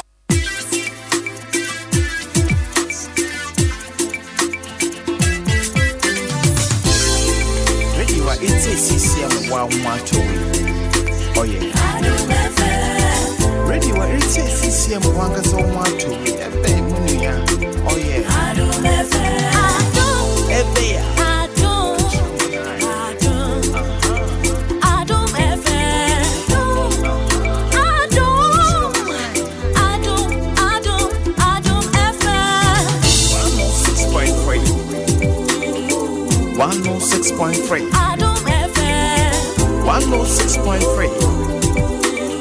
106.3 Adom FM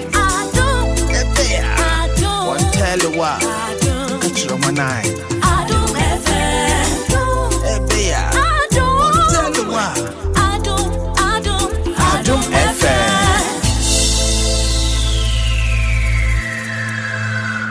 Adom FM 106.3 Only God can stop us now 106.3 FM Adom FM 106.3 tough Only God can stop us now 106.3 FM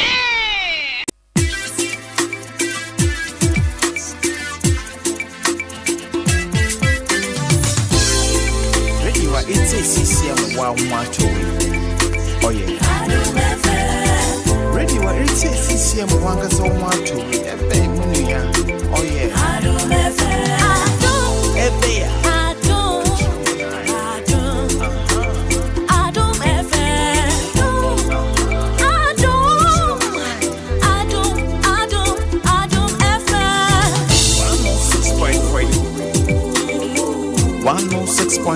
Adom 106.3 Adom FM One tell you what Catch your manai Adom FM One tell you what Adom FM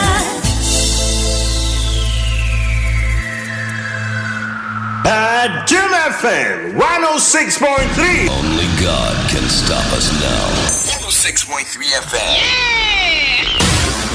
Adom FM 106.3. Hey, tough.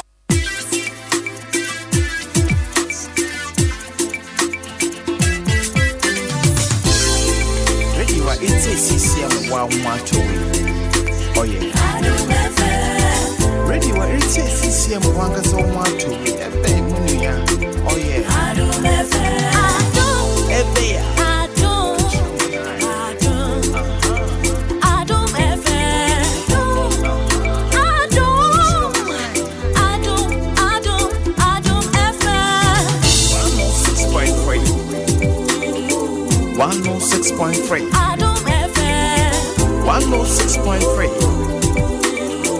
106.3 Adom FM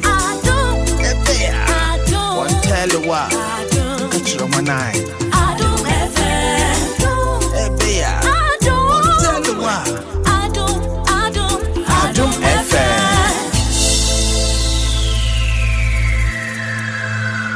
Adom FM 106.3. Only God can stop us now. 106.3 FM. Adom FM 106.3. Hey, tough. Only God can stop us now. 106.3 FM.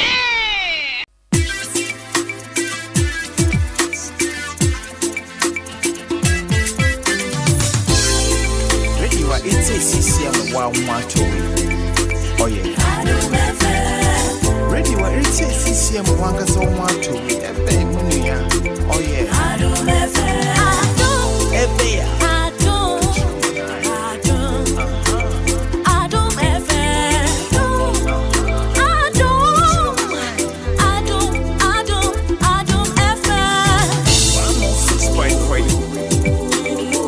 One 106.3 Adom FM 106.3 106.3 Adom FM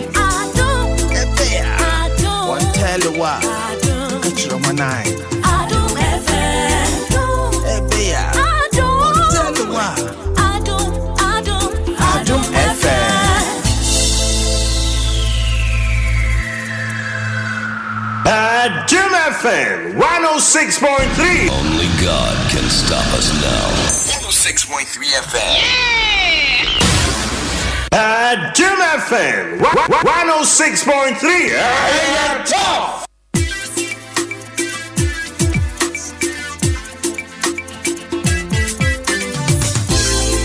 Ready wa ite CCM wa umacho. Oh yeah. Ready wa ite CCM wanga so umacho. Ebe munya. Oh yeah. Ebe ya.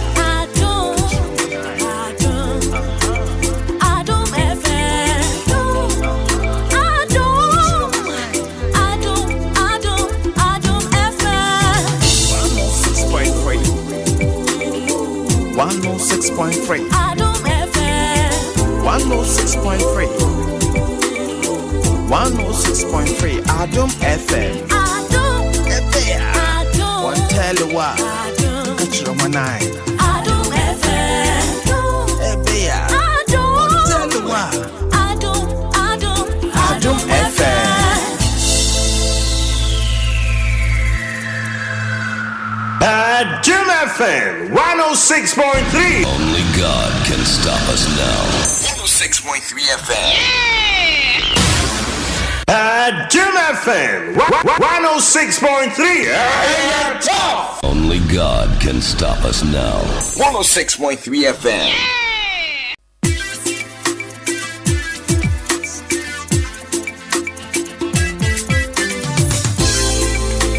It's a CCM wow macho. Oh yeah. Ready what it's a CCM wanga so macho. Oh yeah. Adom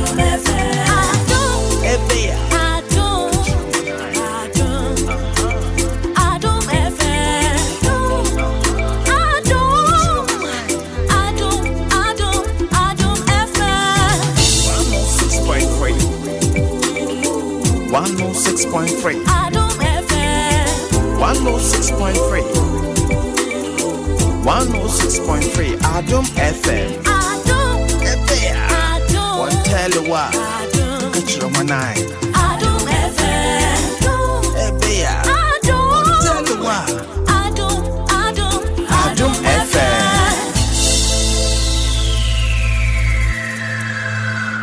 Adom FM 106.3. Only God can stop us now. 106.3 FM. Adom FM 106.3.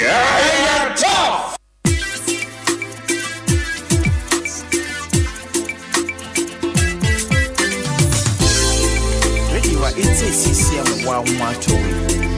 Oh yeah. Ready what it's a CCM wanga so macho. Oh yeah. Adom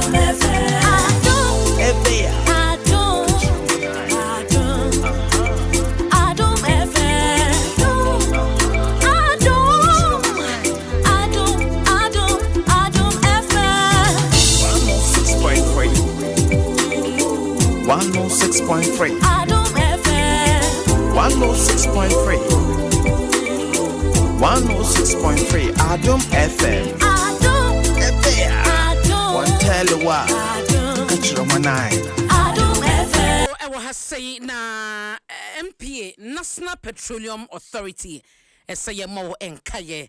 There be a somewhere yana ye can so wonam na wakodru baby akohunu sebia 4 tanka bi amini eda honom ahun na bia foli ebugu yesrew ya hweye nyafe na bekotwe ofie bucket nyina abegu abesesa ehu fo no kra wo home komu no eye huma wapomuden eka wo wedie no eye huma wapomuden baabi abekwa baabi ayefuo ne ho adwuma ene ka yedigum no enka nipa o nipa nyina ho ni nyina ye fidie ntia ya hweye pa na adufudie na wo sesa no ejantoman sewa ebedi udem ewa pomuden ho MPSC ukopie bibi atesa so a bomode ne frɛ efa 0302 550 380 0302 550 380 na one MPA monko bo mamane se mabe pie mu ba bi sey o de mabeto so ni anase bia wo fire service for number ana post for number no wa frɛ wo ententem so no ano na o maba no mabedi ho dwuma abehwa kra ne yie se de nkofa o ha bia emma won kwa eho hia yebo won kwa ho ban won so boa MPA na sankrato yi enya dwuma yie SSB Societe General ena eton krai wo bia wo shares e wo ho na eja oni omo adi dwuma na wo dividends bia e wo se yetua ma wo kane mre bia twemu no na e wo se wonya wo dividend warrant no na chese yetumi edi dwuma ma wo ama wo saka wo sika ena nioma sesa wonim se Securities and Exchange Commission wo mo dinkita wo die bia ba ai ne no ye manitua no aye simple nti de wo se wo ye ne se woni SSB ena edi dwuma bra na wo information wo no bra na efa beka ho mobile number na wo de beka ho wo email address na wo de aba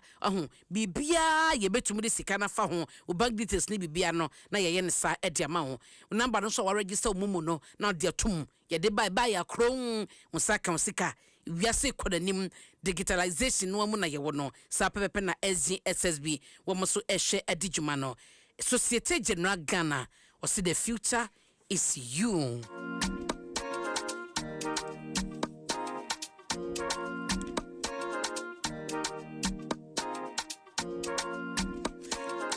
Na telesa cash ye ka telesa kasa eye akwanya wo de send sika ama wo dofo bi wo maame bi wo nua bi I don't know enkoye stress so wo pe the easiest the safest I would send sika eye telesa cash dial *110# *110# na ewo na tiko eno ano no baabi e wo se sika ne kodu bia na be kodru eye secured eye safer wo se send keke eno ane telesa betumi so download telesa ye play app no betumi aye asend sika bia ya peso sende e dia fasa app no so bo modin afa ho ebeka ho abusuaku ho eye telesa abusuaku Adance Travels so de ekọ World Cup no nti de wasa wo ye ne se bibia ebedidem ye kɔ USA ene Canada packages e wo hon ma ye twen so beba baju package ne ye yina yakosa kwan no World Cup ne ye kɔ Ghana Black Stars ati ne ye kɔ enjoy the experience a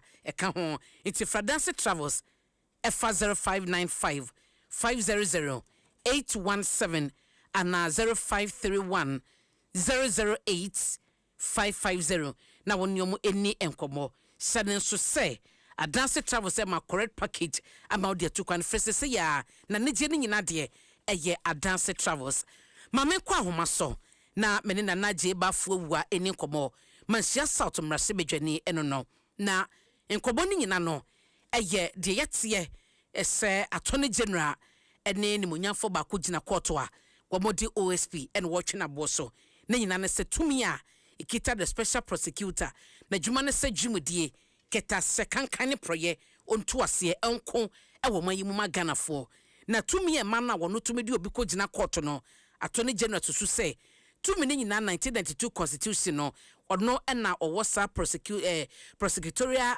authority na odi dwuma no eni apone ho kakra ama OSP it is a bibini na OSP eya e wo se fa wono so eni odi dwuma no 1992 constitution eni mu emrasem ye nyina ye besua ho ade no pay na je bafo ebeboa yen anabo machi me jusu ebru mpachore tese nya me ado me ho ye na nso boko me nyame me nkwa chebe ye do ba de na se na anopai ye besua de ne age enchirimu OSP eye asoya of fighting corruption attorney general so adwuma no aban lawyer panyi so for short tentene ewiawie sa kwan no aso na se sei dia beda hon ma ejina court no ya peso boy na yete ase tumi ben na special prosecutor ewa ono betumi akasa me de obi akogina court e ma court edisa ni panasem eno enya so to me no osha office of the special prosecutor act no section 4 and 5 no when na yama ni say to me no now section 4 and 5 na was say subject to the authority, subject to Article 88(3) of the 1992 Constitution, or be prosecuted upon the authorization of the Attorney General. And the Emrano Ewo, Sana Mranica. Na sechre, and na say, Akoda Court. Na sechre no, whether say, help to me, no, was say, brano a okwa prosecute no obekọ age ho akwa ji to me na age so no mostly no we institutions a wa mo say to me na or the idea be defend the constitutional instrument no fiat no the amount the attorney general fiat no the amount now they prosecute too na me nua ba bible say ye wade nyina ho kwen but ni nyina na fata ye position attorney general will take in this matter, in my humble view, and yes strategic. Obedim kunim, basam kunim bi no dia, udi man ho, oni magana mai. You see, when you're lawyer ni na wo ye case bia, you should ask yourself one thing and one thing alone.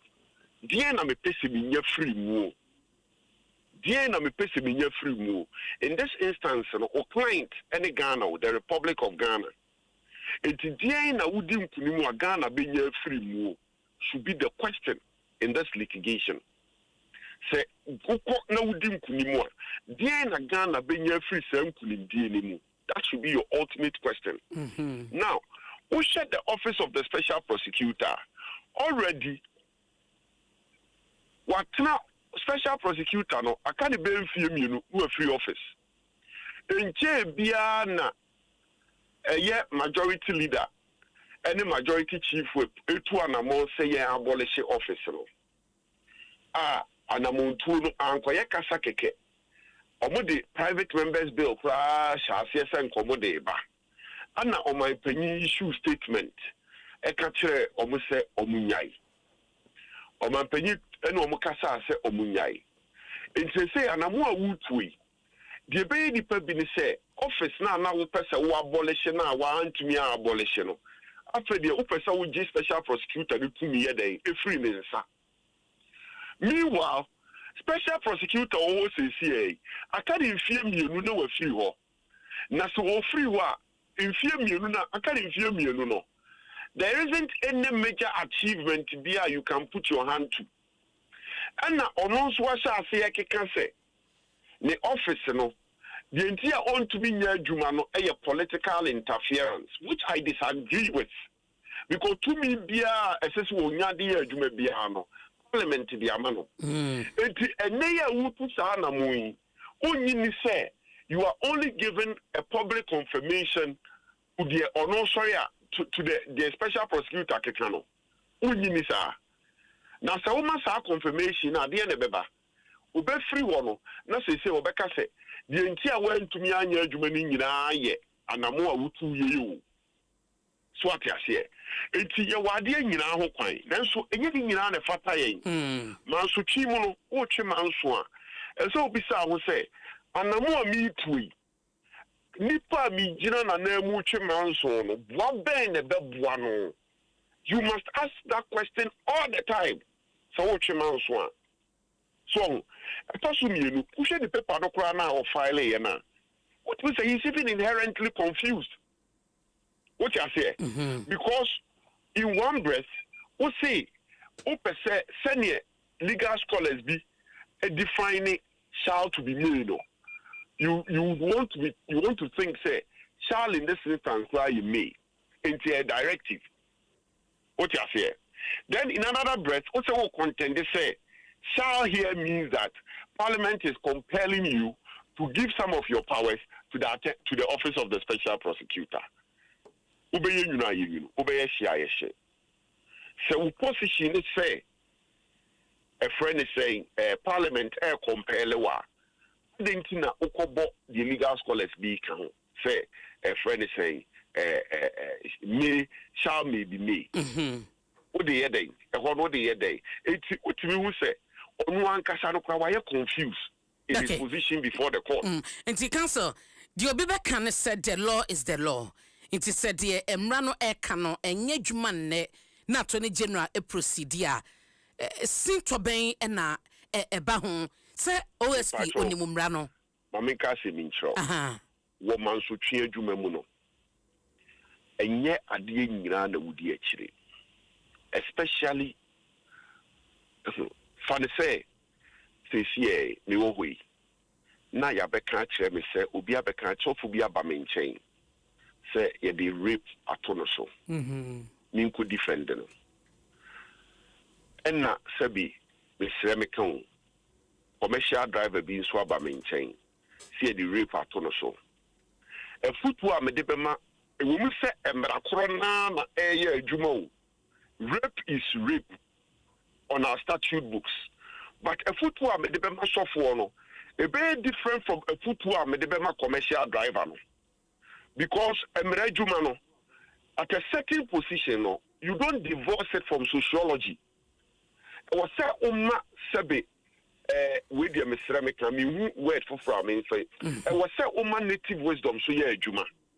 At a certain point, especially when you are the Attorney General of the Republic. I to say your culture say or in phobia your bone or Ghana to prosecute no. You see, I know to the of Attorney General no. You catch will say you may be what to me until you created the office of the special prosecutor in a nutshell. So what I say now, Umia Attorney General fanse wako court where the bem no say no I was special prosecutor ne ye adwuma enti say wo Attorney General wo na be man say to me no umi be na de be man no obeye procedure be a friend fiat na what the money we are enye prosecution kro na no obeye me pacho enye prosecution kro na no obeye yeah a prosecution krona no obey. It is a prosecution krona no obey. And then our problem with the OUNCC.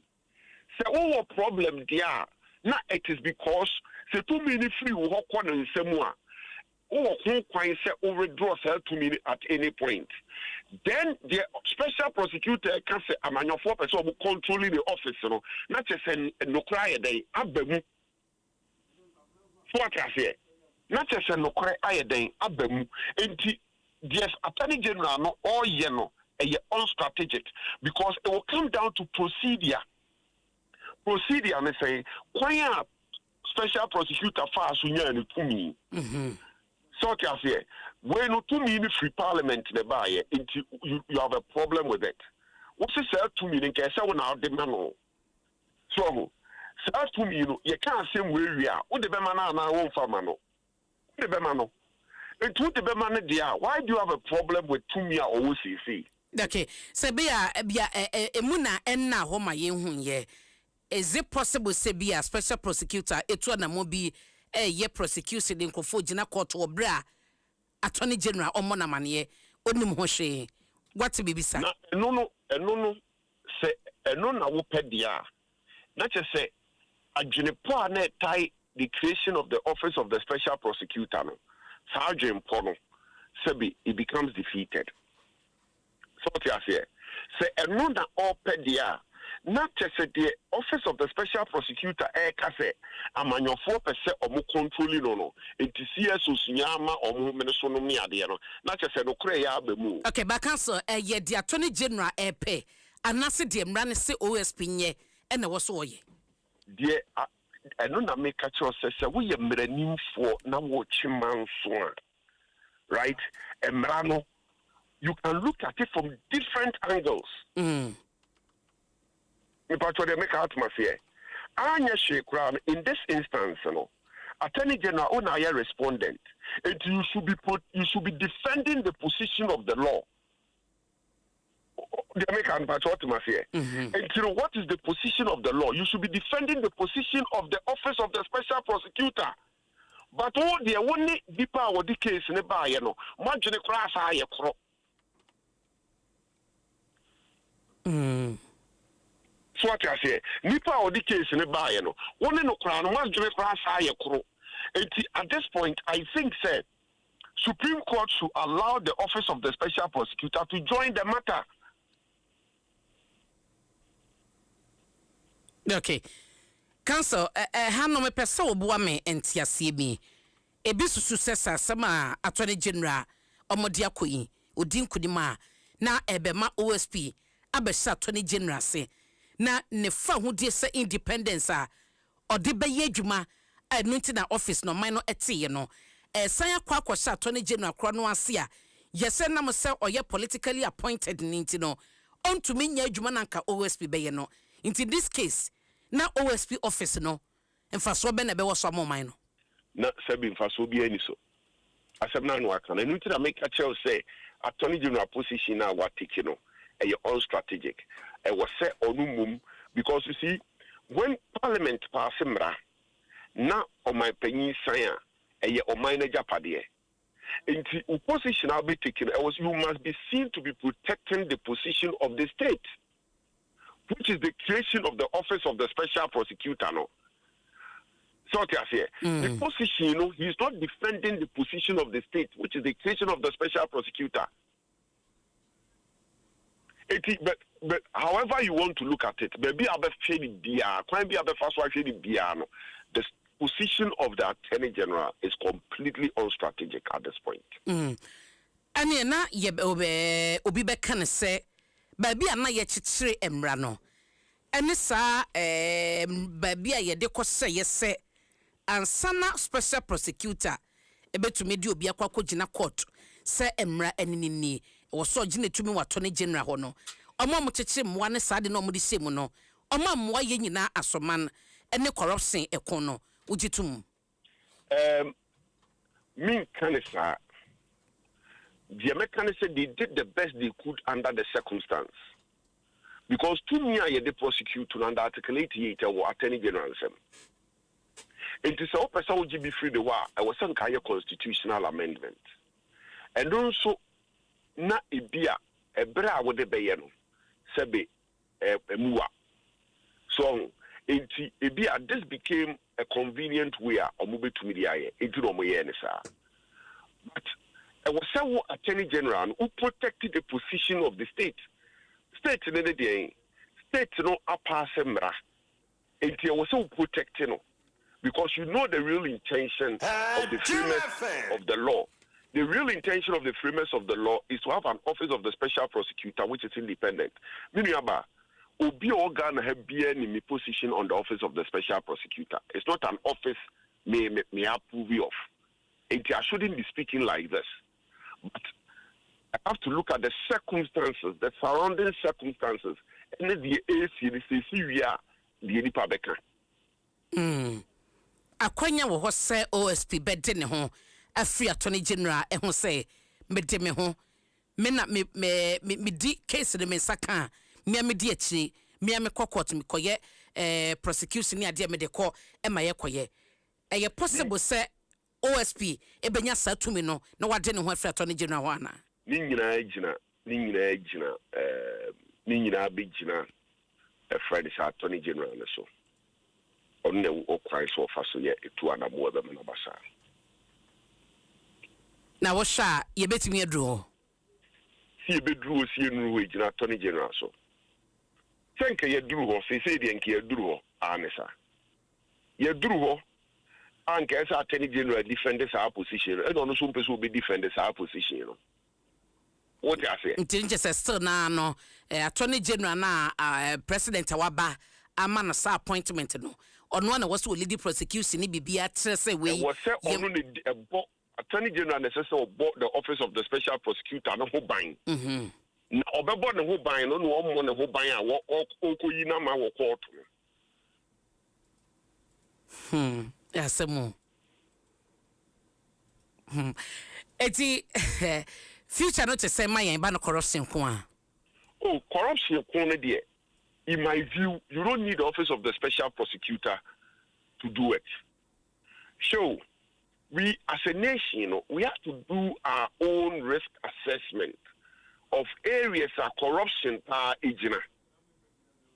So, because some person say Arabia, it was your doctor ma withdraw.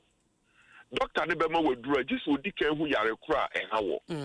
Yeah, no, I said, yeah. You to be any major risk assessment of your corruption, no. Because one year, no, mammy, Sabi, Uber pass and agencies be brave and fashion. So what I say, I was said, would decline yes, risk assessment, no. Because prosecution, after the fact, say the panel dibon in a way, now we can prosecute to no question. So what I say, but we should be able to get to the point where you're preventive more. We are preventive no more. Now, some you be slip it through. Now, with the prosecution, now they abem. But here, prevention no crime no form. Prevention no form. It's about prosecution. No, I don't say any person see a prosecutor on also. But Osha, the officers are now agencies of state. I was so many years no. Omu capacity cry ni soro. Mame, maybe ye mame mami tuwa adodankwa kan simbi. Ma Ghana for the ebufu di na tempa.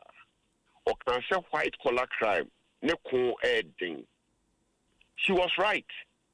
So, then so you kroma no bibia ni ye pen terms ye be di nipa tem than see ye be engage nipa in a very constructive discussion. Near who assembly and then 9. A 10-year end day, a woman you see a chance here by serious discussions near they are making progress.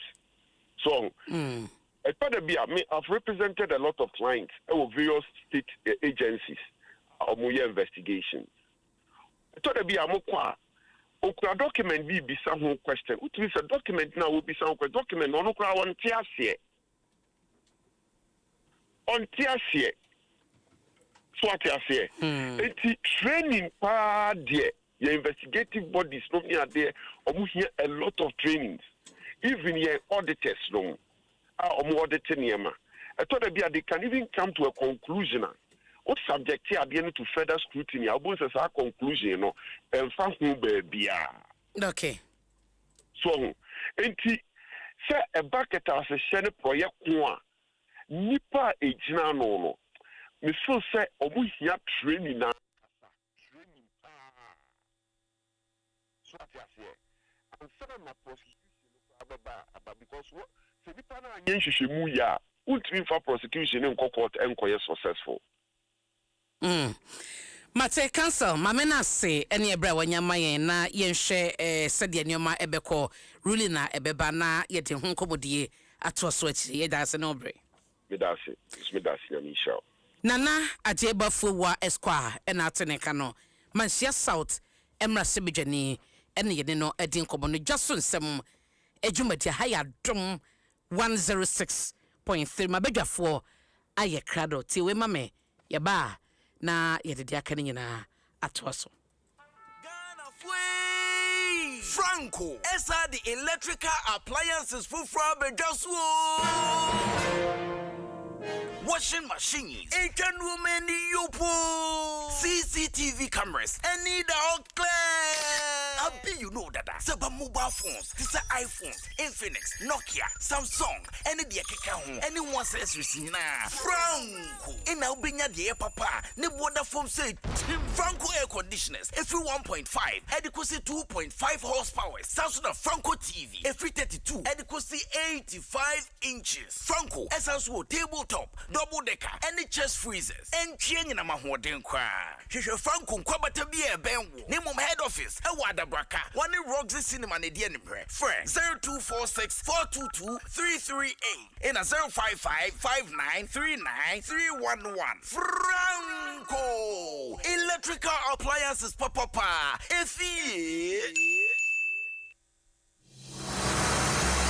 In Ghana, we are more than just individuals. From the bustling streets of Accra to the fishing villages along the coast, from the farmlands of Tamale to the busy markets of Kumasi, together we are Black Stars. It is not the players on the pitch, it's the seamstress station jerseys in Kantamanto, the trotro driver cheering in Cape Coast, the students dreaming big in Ho, and the farmer working hard in Bogatanga. Each of us plays a part, each of us is a star. We are the hearts of Ghana, united by hope, by passion, by pride. Every kick, every pass, every goal belongs to us all because we are Black Stars. As the Black Stars take on the world, KGL stands with them and with you. Together we share the dream. Together we share the fight. Together we share the glory. KGL Group, proud headline sponsors of the Ghana Black Stars.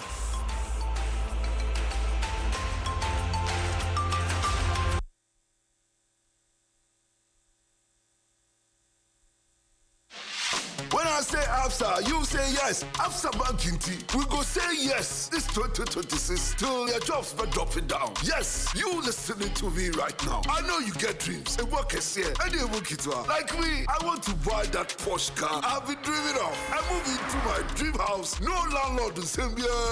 Join the ABSA family and let's help you say yes to your dreams with tailored banking solutions from loans, mortgages, credit cards to digital banking and more. Make 2026 the year of yes with ABSA. Your story matters.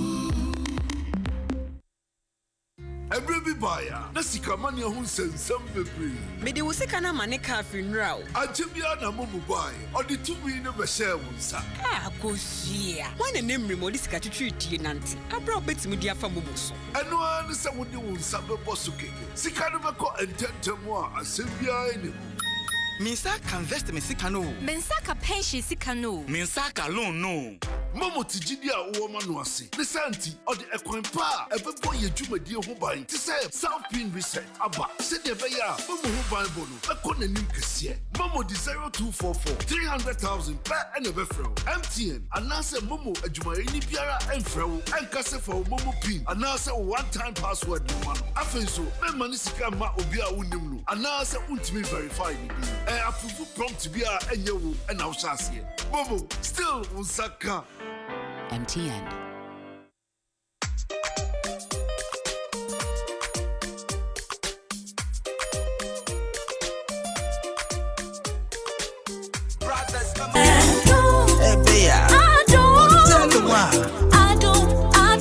Adom FM. Adom FM 106.3. Only God can stop us now. 106.3 FM. Adom FM 106.3. Only God can stop us now. 106.3 FM.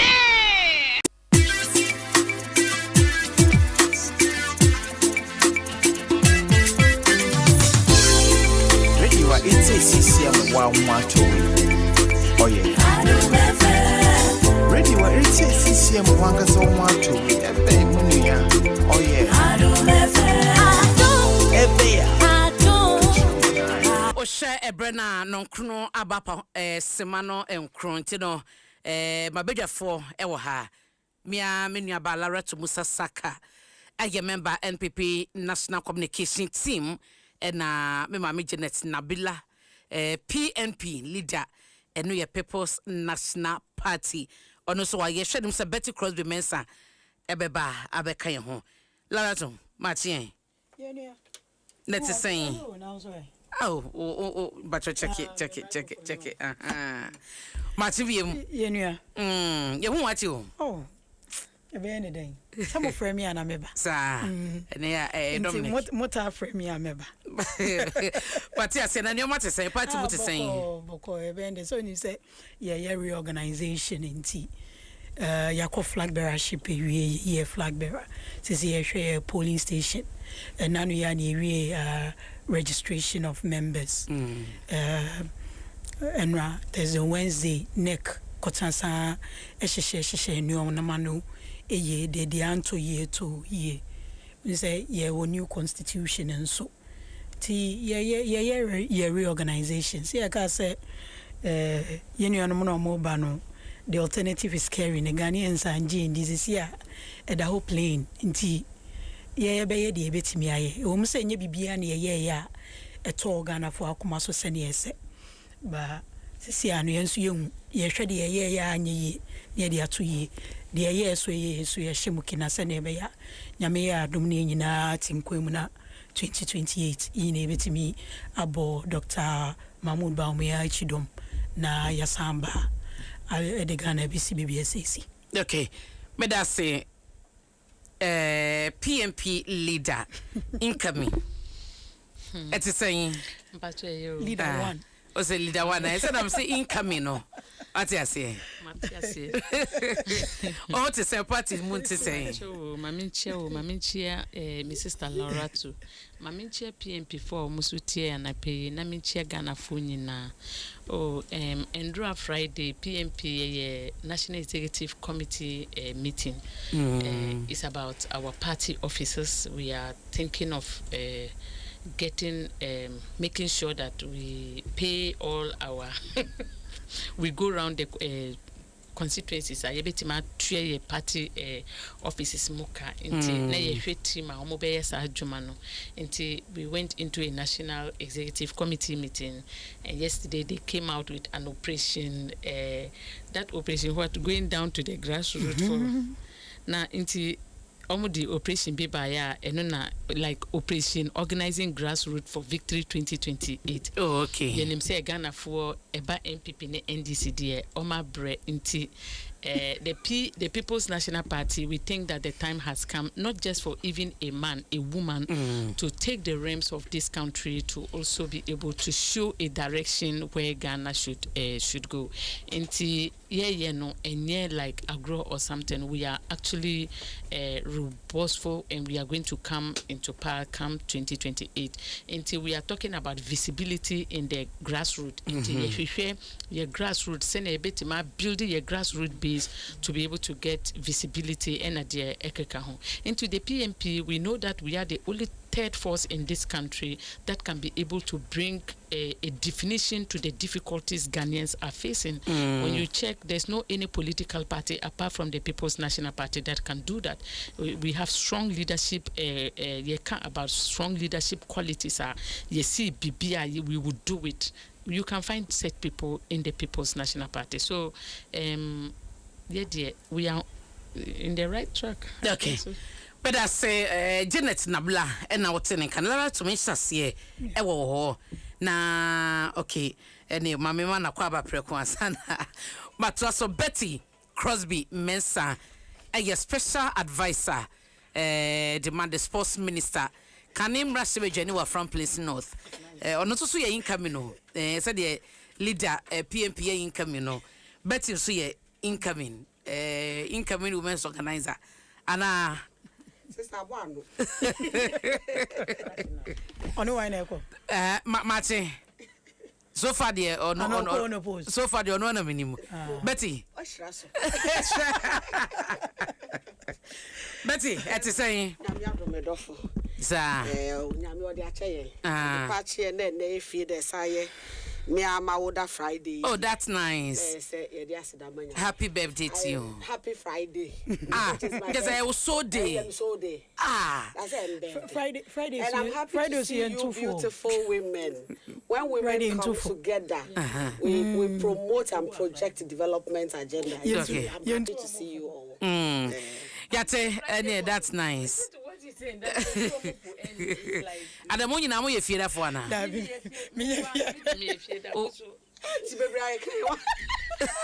So we it's a better so Friday. And Janet here Friday. Lara to we Friday, Thursday. I'm supposed to be a Thursday. And then I chafa. What's your day? Thursday. Oh, there be me a Tuesday. That's nice. It's messy. And you make cause a campaign cause a one year Sasiana. Bedofo mami ndi kan chia Ghana ma wo omai mu hinara titrum mankasa me woman organizer honorable Hannah Bisu Obesanko nyame Israel here da wase ni oduma papa o ye de mamba Obesanko ana na titru no constituency and the original women organizers. Ekwasa kokosi ye female MPs a wo mo adwumaden e de ma Ghana man me da wo mase enokre me de atakakra esan say now I am still at the consultation level, but intentions are very clear. Now so far no ye opinion for be brain na me no makasa no Womajia to say is in the right direction, looking at my background and my experience. No, womu jidius from whom say meet me the insunsuye kakraka pie the abaye NDC women's wing. Into quite a be. Okay. Me aduma December fiwi ya na edbe kwa kosheso. Oh, okay. Na ya obia o se fata so bedi women's wing of the NDC nim na me ogidie se ansa na me de me message na abeto form ene ehihye ya me de atoto ho ama mba wo Ghana no dodo na benya gidie osronkom se they will look no further than to select and us to elect honorable Betty Crosby Mensa Semi women's wing edim. Ayo nye ya ba we show all the best e wosa Jenny mu Misa no answer well ode em koye ni mu ade women so we jai galamsey fo ne chi ana wabre we jai galamsey fo so no ankasa kokochi o me se me say o office anope ya so your administration no pay me by Friday ma wo dey ya buy ya ye di nkomo yambo bi edi mi some my line items bi a se be de ye bedi hu kita ho yes no na ye subject ye ho to individuals na sa nipa no so eni ha ya na ye den me do me woman organizer no kre onyame anim ye ne 10 we na ye partner ye den aba from the adin kunim and we are in government. One thing I want women to know is say we should be protecting one another and we should be supporting one another.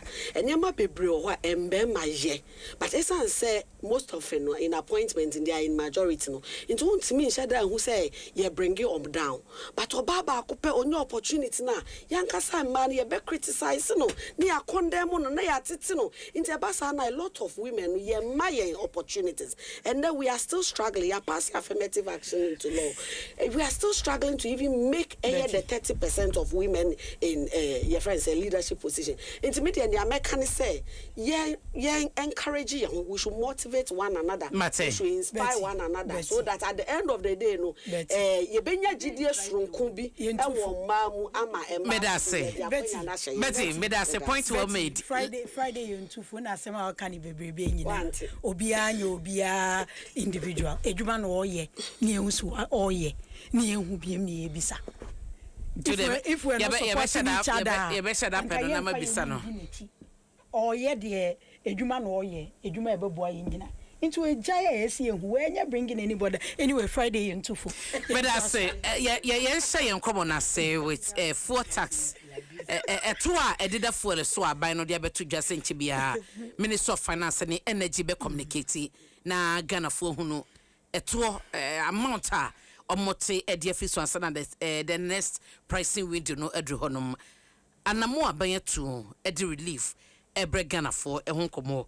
In the Lara to who is saying, I'm not saying I'm a sum. Say a car fuel and a car petrol, ni diesel, ni dia canasama, a idea yina yeto. So only wa share o uchikra otanakamu. Semi me fear baha, mantanakamu cranametna motorbike so cry say metaphor into bibia in shishay bia aban de beto ho amana hin amaye hwan hin and I'm say fuel ade a affect bibia we yokroma and ye to fuel mu me ma me oton ade kra wo me mpatem obeye yi obeto ni nuomam obeka cho so okọ akra na okọ baby fufuro transportation yatum inti ya de inti hihye bia aban de beto ama ye hwan hin a ye hihye ye se ye somu ba ohwe nsema aban we kan ye no mo wo opposition ene ni omo kan enena nya de ye hyeda etomasumie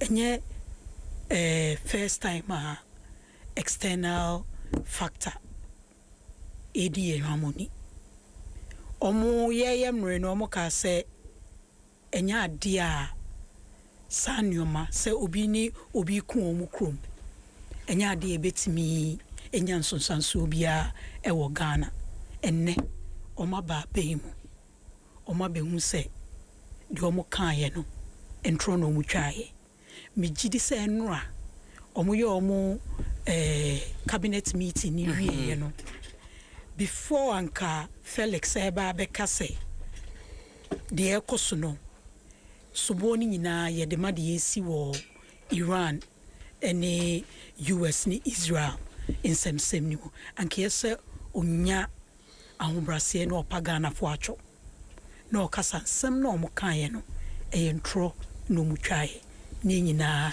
ye koyeni ede na omo kan omo bo opposition omo se taxes na da fuel so no edoso minji ndisa nke so omo twen ema DAC crazy but de na omo ye de omo ye first ne so omo de 1 cedi ebeto later bia so into wo to gallon a wo tua extra be almost 5 cedis e wo gallon bia so inti sesia no ɛno koraa de anka nya ade sɛ yɛdi hu nkɔmɔ ɛyɛ ade anka ɛno koraa de anka by now ɔmo yi koraa free so ama yɛahwɛ de aka no wohwɛ a averagely no fuel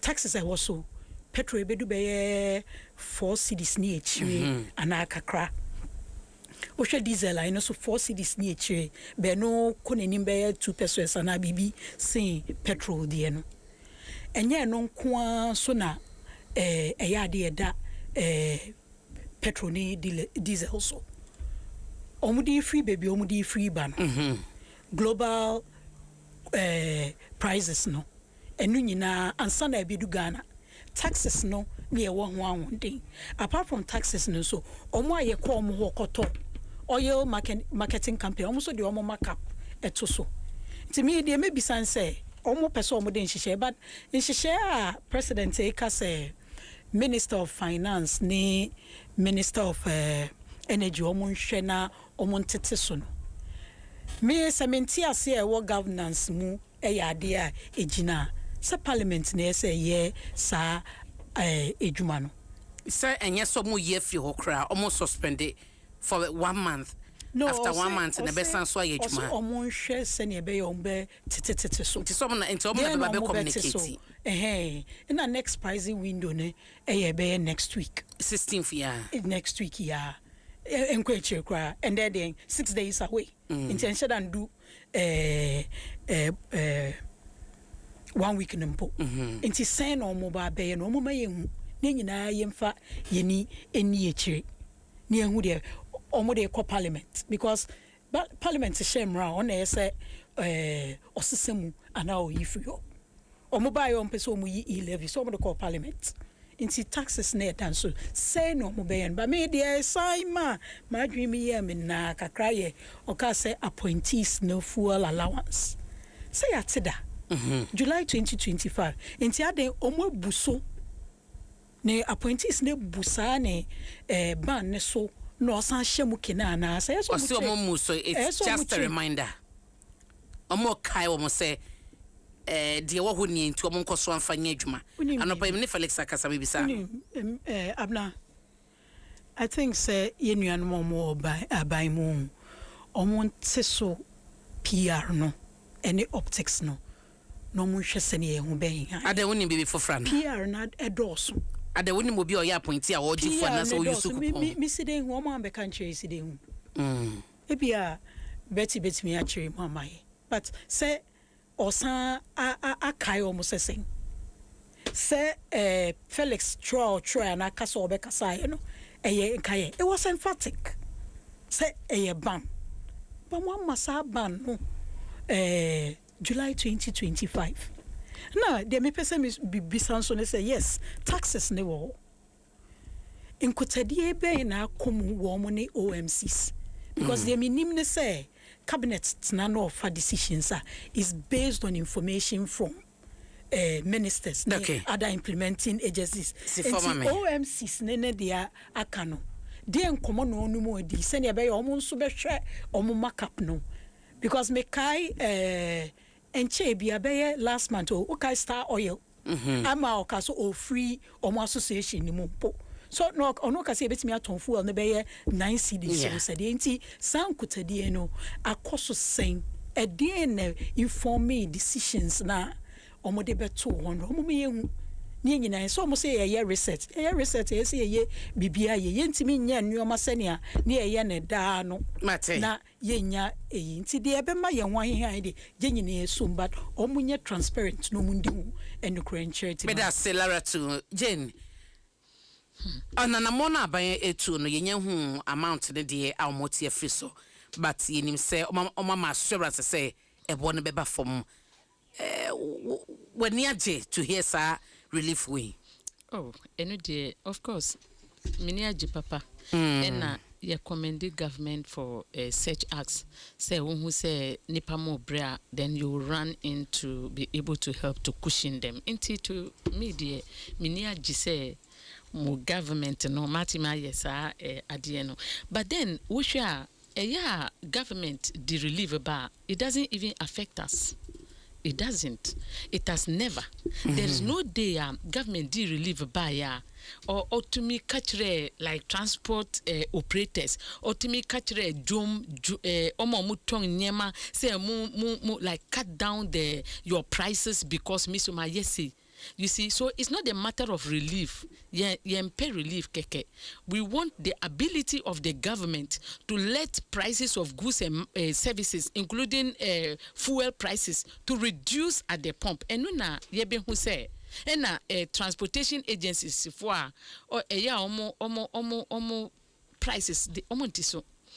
Fuel can reduce at the pump, but which we are Ghana, how many people have their own cars? Nipahi. Ne one kasa vehicles are running around. So majority of Ghanaians are taking a public transportation system. And now ohone problems no.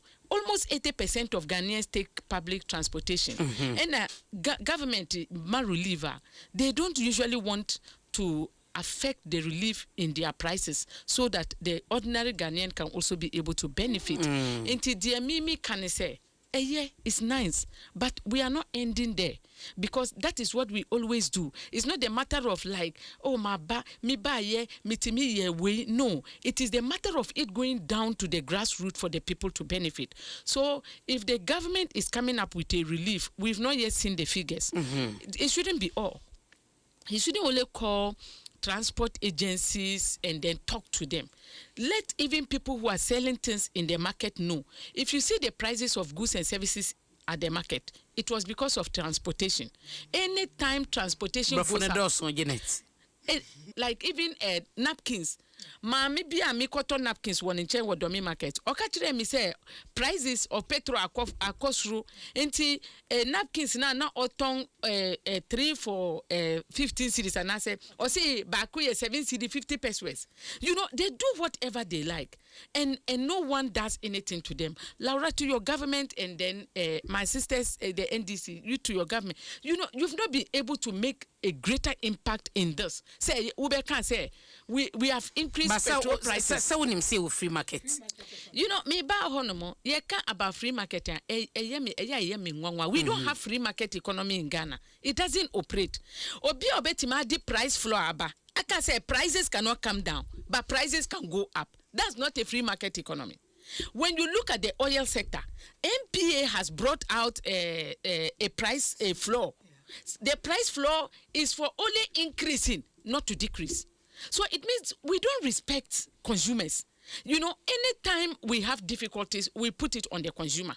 So there is no free market system in Ghana. It doesn't operate. It only operates when it comes to consumers. When consumers are up and no see there be prices no do me come market I mean to mean blah blah blah. No market will say mpacho ye wo free market economy in the system, but government pair onu die obetima for price floor aba aka kire Ghana for say when to me we nyama ya wo tonyi we say we pese won tong ne 10 cedis ma Ghana for there be won to me tong ne 10 cedis this won tong ne 15 cedis tong ne 15 cedis up to 20 cedis 30 cedis but won to me tong no 10 cedis 5 cedis you see. So we any price this in any almost friendly free market economy. To me dear what they are doing is good, but it is not about that. Ghanaians, we don't care about that. It having an effect in the Ghanaian this in ordinary Ghanaian life is enu na ye de ye yeah say anopai say mene JPT kasaye omo e wo plans omo beto lorry film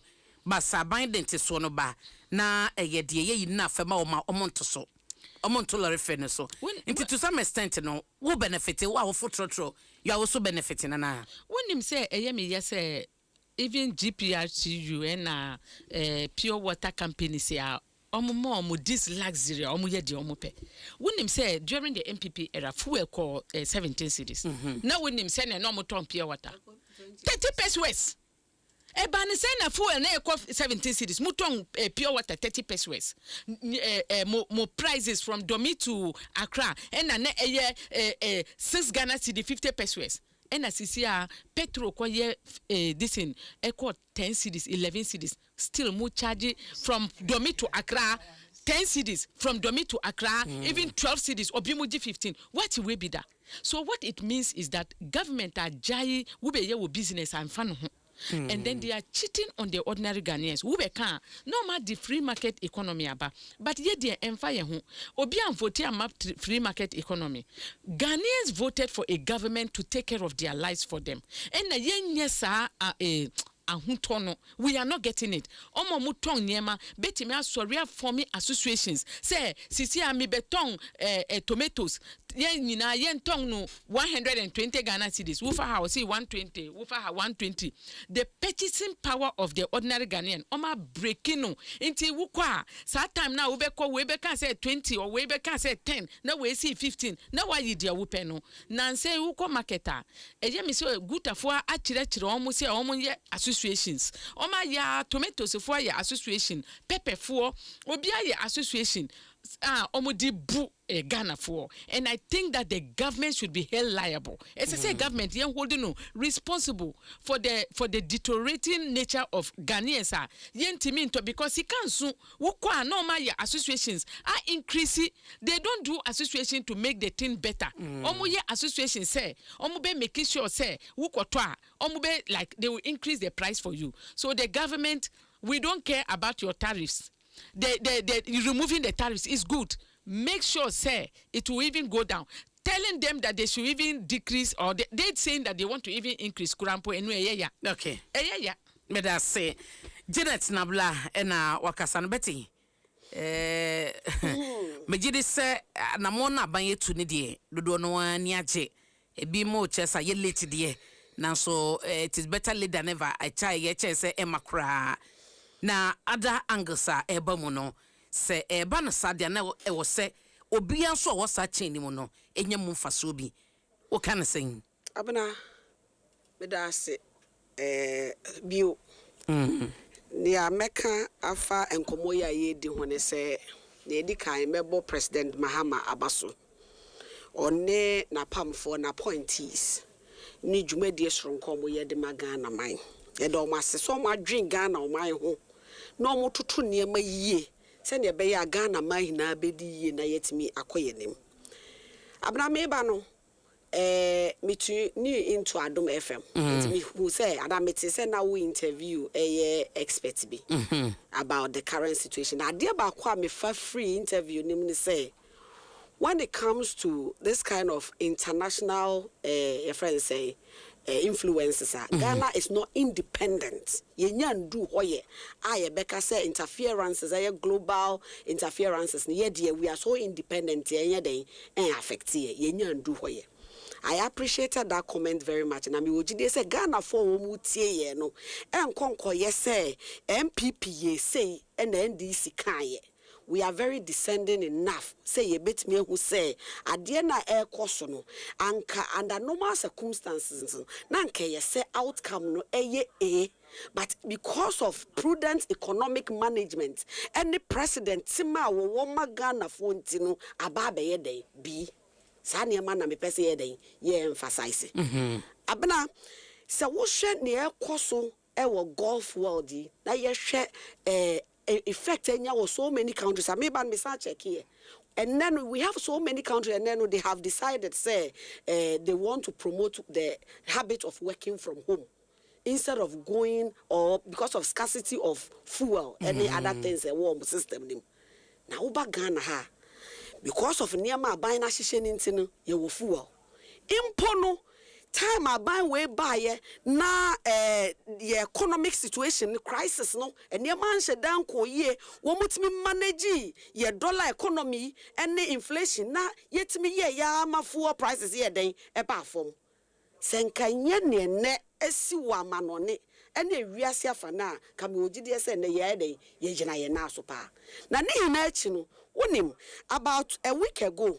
And minya that release from government say they are negotiating with the JPRTU for so woman to omobo na they are monitoring situation no more baby ebekwa akosi no more the interventions on betimi ide wo mo diaba abanya or what mama na amanfo no wonim gone were the days enema we see a me obi ape no ye dey oye One simple sabana de aba bonti abekasa. Ubeti sabana ba bonti abekasa. Ubeti yesi bibi the emission tax. Na ye levy. Ubeti yesi bibi the e-levy. Yensha even the general ye friends a crisis agana for ye day. Ekum abano focus ni na ye revenue be day nensabeka.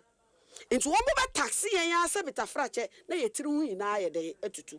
Aba we ntisa. Was say or has any situation because Amandra they called for an emergency cabinet meeting. No more her kwan your met to 2 near send your bay world crisis. Ye bet to me a softening grounds nama Ghana ni also won't pay opening. Media near Banayan are so many and watch Reno and ya no pill. Was say look, one ma a directive to the Minister for Finance, the Minister for Energy, in processes to even hear the taxes above first timer. It's not one day. It goes through processes. And sana finally no ya approval near the ababe levy Ghanaians. It is a mrani sukrampo sa abani is okay. What person what titifu also say no person you taxes before say ordinary Ghanaian. Now the discussion is even went to the extent say they wanted the reduction to affect the pump. So that it will not just be in name, but then no, the price, the pump price will be able to what come down. Ordinary Ghanaian over there a beton. And Sunday money na buy edit tunako. And what you know was almost release over 100 metro buses a day out to strategic places. At least yeah, say no because of subsidy and buying funding no and no surprise near day our form kakras and near ya Ghana for no huncho bebre. Into no we come back to a free market economy yeah just saying Abano is giving the private organization some competition. Inti afani say walk cycle sa wo kwa kofa car bus ubekọ no na metro mass no ejina ho oje 5 Ghana cedis minia obi akwa kofa 5 Ghana cedis ubeda do dey dey akọ 10 Ghana cedis. These are prudent measures abani ye dey e toto akwam and I believe say unim bibi instead of say yeah compare yankas and media sabi obi aka na some Ghana ha ye we hina ye nim say the two major political parties apart from LND ya minimum so almost so and Ellen akasa mama kuma ye dey Janet akasa mama kuma to me yem am on one kasa ja to ma baba na ba so say initiative na ba ni taking here day is in the right direction.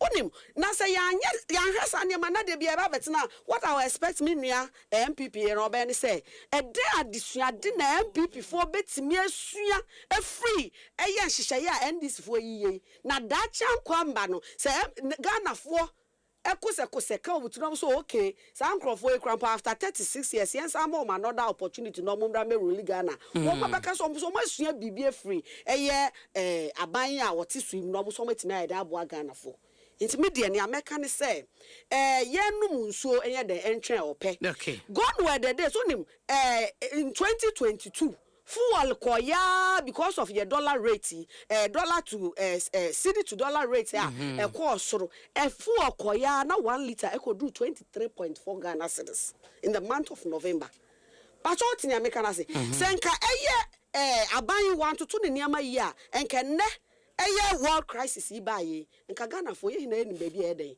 yeda inti media meka say abana yade ye begu so asere say enema nhada enko yie se na ye den ye expect no onim bet say na otwini na me wo mo sister station eno so me share me colleague MPP ni ba ko ona ya to pia watam na ya to na say Jenny dey na osere me say me was to me corner shop yi ye ntu mu ye no so that be wo mo the data ba say ye say no bag of sachet water 15 Ghana cedis. These were things that they said. At the time, no, that government still is negotiating. Even though no, the general belief was that production of rubber na ye dichichin so baby e finito no omo ye hu hwe de enye but the government was able to hold them so omo ye den womontu omobo and then senior making. I'm still proud say senior na menua MPP ni expect say enkende no a sachet of water be 15 cedis anye de and do say until let's have belief say look enye mumu amambo boni na mubebu ye no and the NDC for the edeba NDC government under His Excellency John Dramani Mahama he has put the necessary measures in place with the right appointees woman mu dey woman drink Ghana for who year was look me government appointees bo so me so ayetua muka coupons ni adi hinara no ye den ye jai Send ye be ya, ye bet to me, sir, a rush shortage of food on the idea air possible. No, ni na ye dem baby. What's the day? What's your bre? Yantim bre. We are happy to hear say that we have a sensitive government in place that is putting the needs of Ghanaians first, and we appreciate them. Me da say, Betty Crosby Mensa and our tenant can Lara to my Mensa ho. Ye beko the other topic ni ye beshe OSP ni attorney general but be wo rebata 2 minutes bia for we mama ono aka say MPP ni NDC me sister Janet Soka say enu nti no no year no ho no my third force since 1992 MPP ni NDC abna yabane ye betna ha e aka de MPP fu anye ye NDC fu anye ye oman we nkonenim minua Betty en no ka say aban we wotema aban etwa mu ni nitema enam se oman tene omo embio mu adwemu se omanfo na bibia aban be bia jiso mbe twantro e ma ne ya de bone no eno na ama Betty kasa abna kai say COVID eshase interventions okay they be about austerity measures yanti appointees sikaso 30% yet appointees for 50% discretionary spending yet so free yama free water for lifeline a free water for bia any free electricity for lifeline and 50% and on yedi enya ban wotema still mo levy enya ban wotema so levy abna dia na di e-levy baye COVID levy dia na di e-levy baye dia di e-levy baye ne say it was the major source of income na aban hwe enti anka ejina ya anka nyoma bebre beko of senebe e dia na ye nuanom ye omu pon blows afede edu baby omu ka say enye e-levy ni no omu chio eye percentage no edi no ma anyo okoma ye ka say ye 10% of the omu ye e wo krom ha from 2020 ekosi 2024 minjin di so mbenya kwan kra ayesa cabinet minister ba ye gi oman we di atro a omutwaye ene still eyo omo so omo dan wo opposition eyo omo se omo nsem na omo ka se Ghana for e wa refrain no omo dwen se no omo dan wo di be edwuma e de na me kan ye de edi ahohehan be bia ese nyina so but o ye no se omanfo sika na odi ye edwuma no enti bibia wo so obiem one cedi ya mo de betu we e kwa afi say na mo de one cedi na to mo de ato mo anso na mo ka say taxes e wo fuel so eno na ma ye ho kire ye e de na Felix Bekai one beka exchange rates one beka dollar one beka bibia o say war na e koso eno na ma ye ho kire enyo mu no mtu omu anum to e ka say bibia ntimi nso obi man so en be affect Ghana nti ye ya mom ye nya ho brase ne en paatro we dia tro nya ho brase ne paatro ne nyina ye nhwe se ne oman yi beko nenim enya sa afi ne ye be ye ho animal farm 4 legs good 2 legs bad dia mu kan ye no mu ngi so because Ghana fu eni da ho Ghana fu eni na ho en kenya de amobebe atro amutwa to na na akofo de Dr. Abamia aban so eno na de ye besia eno na mu hu mu de no ba ye mfa nye enije because me ko pompa na me ko to fuala me nko yi me party card ne ente so mame ye beto ama me se ne eto ma obia enti de mu kan ye se ye no mun fantudwa na mun jai PR na na se o mun kwa na munim nyansa wo kroma che se ye nyina ye refi de mu kae enne hwe LGBT nsem hwe nsem wo mu keka enne hwe galamse hwe nsem wo mu keka anka obeko studio bi na nsuo suho odi anka bottles be 10 esinenim sesi ansuo no ayesem pampa to di gu bottle mu krengu enti ma ye nyai de ye no hwe sesi ayetiwe do mu ye e kan ye nyina ene obi abia na no na politician ayese politician mum ye ndi no kra ne saa ase politician ni eniwo no mum ye nyi saa de ni mfiri ye na de ye kan ya enye no yempa hocho nti the one say some pa Ghana for chew yes atro mu twa bebrebe and that's what mu de ba ye yemfa nye niji de ebe ye as minority aboa ama man wa ko nenim because at the end of the day yem pray say ye back esaya ye ne ye beba bebre me that say ye nye ye nuoma te so Janet no be nim say mo beba mamenti o because your second topic you know we can't treat it aka be say 7 minutes na we you know so to me the sene kano about sensitive issues are ye politics in frame because ye too much politics of issues of this nature ye were nipa omotie and at the end of the day Ghanaians have become ukurampo which the 2024 elections are ube who say Ghana for they did not come out, they denied MPP and NDC. They could not see any alternative party in the third force, so they decided that they would not vote because just imagine having 19 million voter population and at the end of the day we had only 10 million or 11 million coming out to vote. So it shows the 8 million people that rejected that they will not come out to vote. It was a protest. Say like we don't trust you and we are not going to give our votes for you. And truly, if you tell Ghanaians that these are my plans, I may win na my we are. Let's do our campaign promises. And yes, our time be beba. Me just a little bit of suvi. And me who say Ghanaians are tired. They don't believe in politicians anymore. Say who kasa chiro mo sene ya omuri acting. It is always a mind boggling. And to me, dear, as political parties, moment in kre, and answer so ye ba, we should be people focus. Say ye ba ye no, me ba ye na adia way ye say, mami soon ye dear meti maya.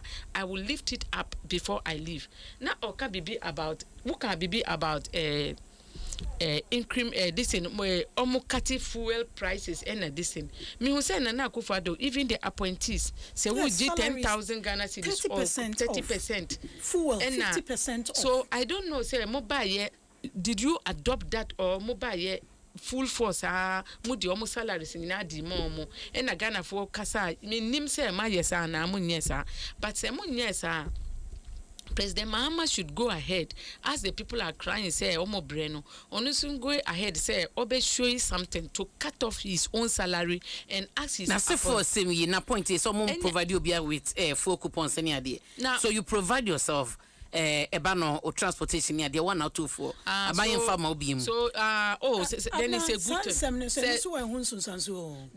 Debbie dear omo ye no ye good thing but 50% you can manage no 100% No, 100%. No, so it means oh, it's a good thing. It's a government. Government share media eba NDC for swa. Seeing is believing. And money. And me kurampo Auditor General kurampo di asemba I will have a problem with it because PMP for ye bar ye be free Elon Musk na ya panacho say we don't have the money to pay come and do forensic audit. We don't trust Elon Musk forensic audit. I don't trust the Attorney General. I will not Attorney General. No, I think Auditor General. Auditor General, no, I'm not going to put my trust. Ghana, we won't put our trust on Auditor General because to us from the PMP, and say Sika wa Ghana, but they hide it under certain institutions. One of the things I will do is first of all to go to US, beg Elon Musk and his team that we don't have the money to be able to help you, but you come in and they help us to do a forensic audit on all the institutions. They will do forensic audit on institutions, on ministries, agencies, bibia. Obi family bimu. Yebe chesi omo Africa na ha. By the time Elon Musk we in forensic audit, a particular family they will chase them out of this country and tell them say because of the magnitude. Trump can you imagine this amount of money was being pushed to people and other things for nothing. Would they Elon Musk this in team and a sika omu say even America kura obi wo nye juma obi awie juma long time ago omu disika they are pumping money into the system without people even knowing where the money is going to. Ghana is the same thing. Trust Elon Musk and his the Auditor General. Oh my God, I'm not even Auditor General. All financial institutions are almost auditing institutions. I am not going to this. I trust Elon Musk and his team because they will do the job and do it well. It's not like Woody Ube Frey auditing team ba MPP woho omuko Frey debut wait MPP baye na oye onuso oye philanthropy senso so ka ho nti opese Africans and develop it this in MPP for say jawa what dey abrofo no Ghana mami finish the this in Elon Musk we omo frɛ mo sen MPP for omo ho no omo ko frɛ auditing firm bi say omo be ye auditing on this in cathedral omo ye auditing no MPP ba ye NDC ba ye auditing na change me I don't deal with like non-trustworthy people. Me obi ye non-trustworthy. You don't trust anybody in this country. Not like why would they change? Say sad time no. Wait, sad time no. Oh no, Ghanaians will vote to trust me because we are looking. Listen, for their best, but no, they are not giving best. No, I want them to copy from Elon Musk. They can say I'm not going to. Any auditing firm, I will let Elon Musk to train them how to have credibility. What credibility is? Because Brony na me trust no na sama trust no anka president mama be ko ho akwaji IMF loan mahama on trust brofu chemu anka brofu beti mama na gini resources well and amakoji loan asisi amutua all the conditionalities too so mu ye neo-colonialism. Still, they are ruling you, you don't know. You cannot rule yourself. That's why you go there for IMF. But Troni say, oh, say, oh, Ghana, we don't want this. Oh, muchon truck around us, I call brofun chain. Inti mimi ba, mi di brofune beba, ama, oma trainee. Actually, dear, ye friend no integrity. Ye beti ma rule on my Ghana way. Ye unko baby unko loan. And the institutions are ababe dani like a money sucking demons. E saki sika ye nim baby ekono. Ye be making sure say we will expose them. Families will be exposed. Obimo Krampo will ban them from this country and they will not come back to this place anymore. Janet Nabla, traditional generational transfer hypothesis. Omo ye be making sure say ye who say no. Better say Betty. Asemo what 3 minutes why enti bonita na yempon I'm say dos mami ani fa one what mini bre the American na say because at the papa e wo fia eye onim abena the American say one thing we all need to know they say world economy in static in Gina Fako the influences no within the economic environment that are also. Enti yen to me nka se na ye engina even se niema bufa so kra ye se de kan yes, it takes a very good leader to be able to respond to the situation and bring comfort and relief. Nti for the man who say bibi si will be my so enya effect. I na make can say at that time we were not against some of the interventions or some of the policies they brought. But at a time I'm not Ghana for breno. Na yehwe MPP for excesses na nya dia eboa the ordinary Ghanaian. Menua hwe se ewiase hinara yesi bibi the COVID aba. Ye ho akire ye. Na wo hwe the amount of money aban way. I remember say at the time na me were parliament I belong to the Committee on Gender, Children and Social Protection. Abna sika kwa ye say ye di ma aduane meanwhile say aduane bi endu bi constituency about $112 million or so. I can't be too sure about the figure, but just roughly around that amount. I see ye di ma free food. Now I said at that time Ghana population which was about 32 million people. Now you see ye che $1 million now. Nanka say even me kura na me MP na say aduane bi ye den eba me fee. But those were not the realities. He is looking at the situation. He is establishing prudent ways and means. And that is what we are experiencing now. Abaya or what's man not seen now man for us. What's this say? There are some selected fuel taxes.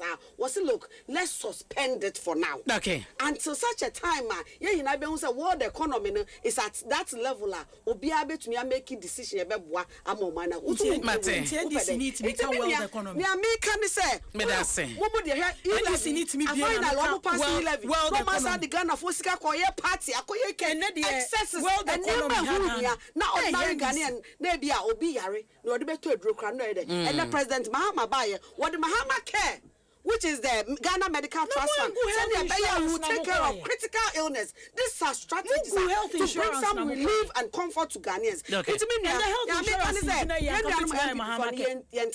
yes, Ghana for say where on excesses any near maybe a normal mismanagement, fraud, Ghanaians generally were not president. Yes, now going forward. Are you those? I hope it's the NDC, NPP who are doing the soul sourcing and the amount of. Yes, have you checked the data? Have you checked the data? Janet, have you checked the data? I said they awarded more than 1,000 contracts on soul sourcing. But you know that soul sourcing is in the law. It's in the law. It's in the law. We are not against soul sourcing. You have to be against it. I will tell you. You have to be against it. Said the only political party. No, you have to be against soul sourcing. Because soul sourcing is not supposed to operate until in a very rare case. And then the big push is not a rare case. It's not a rare case. Because so, what they show, media dimension is MPP for at the contract more before 10 million. Oh, yeah, contract no 1 year, more baby, yeah. Namudia charge 30 million for the same thing. Who catch them said, you are always Galamsey. If the president wants to stop Galamsey, he can do it in 1 week. Over 1 year. National reserve, forest reserve.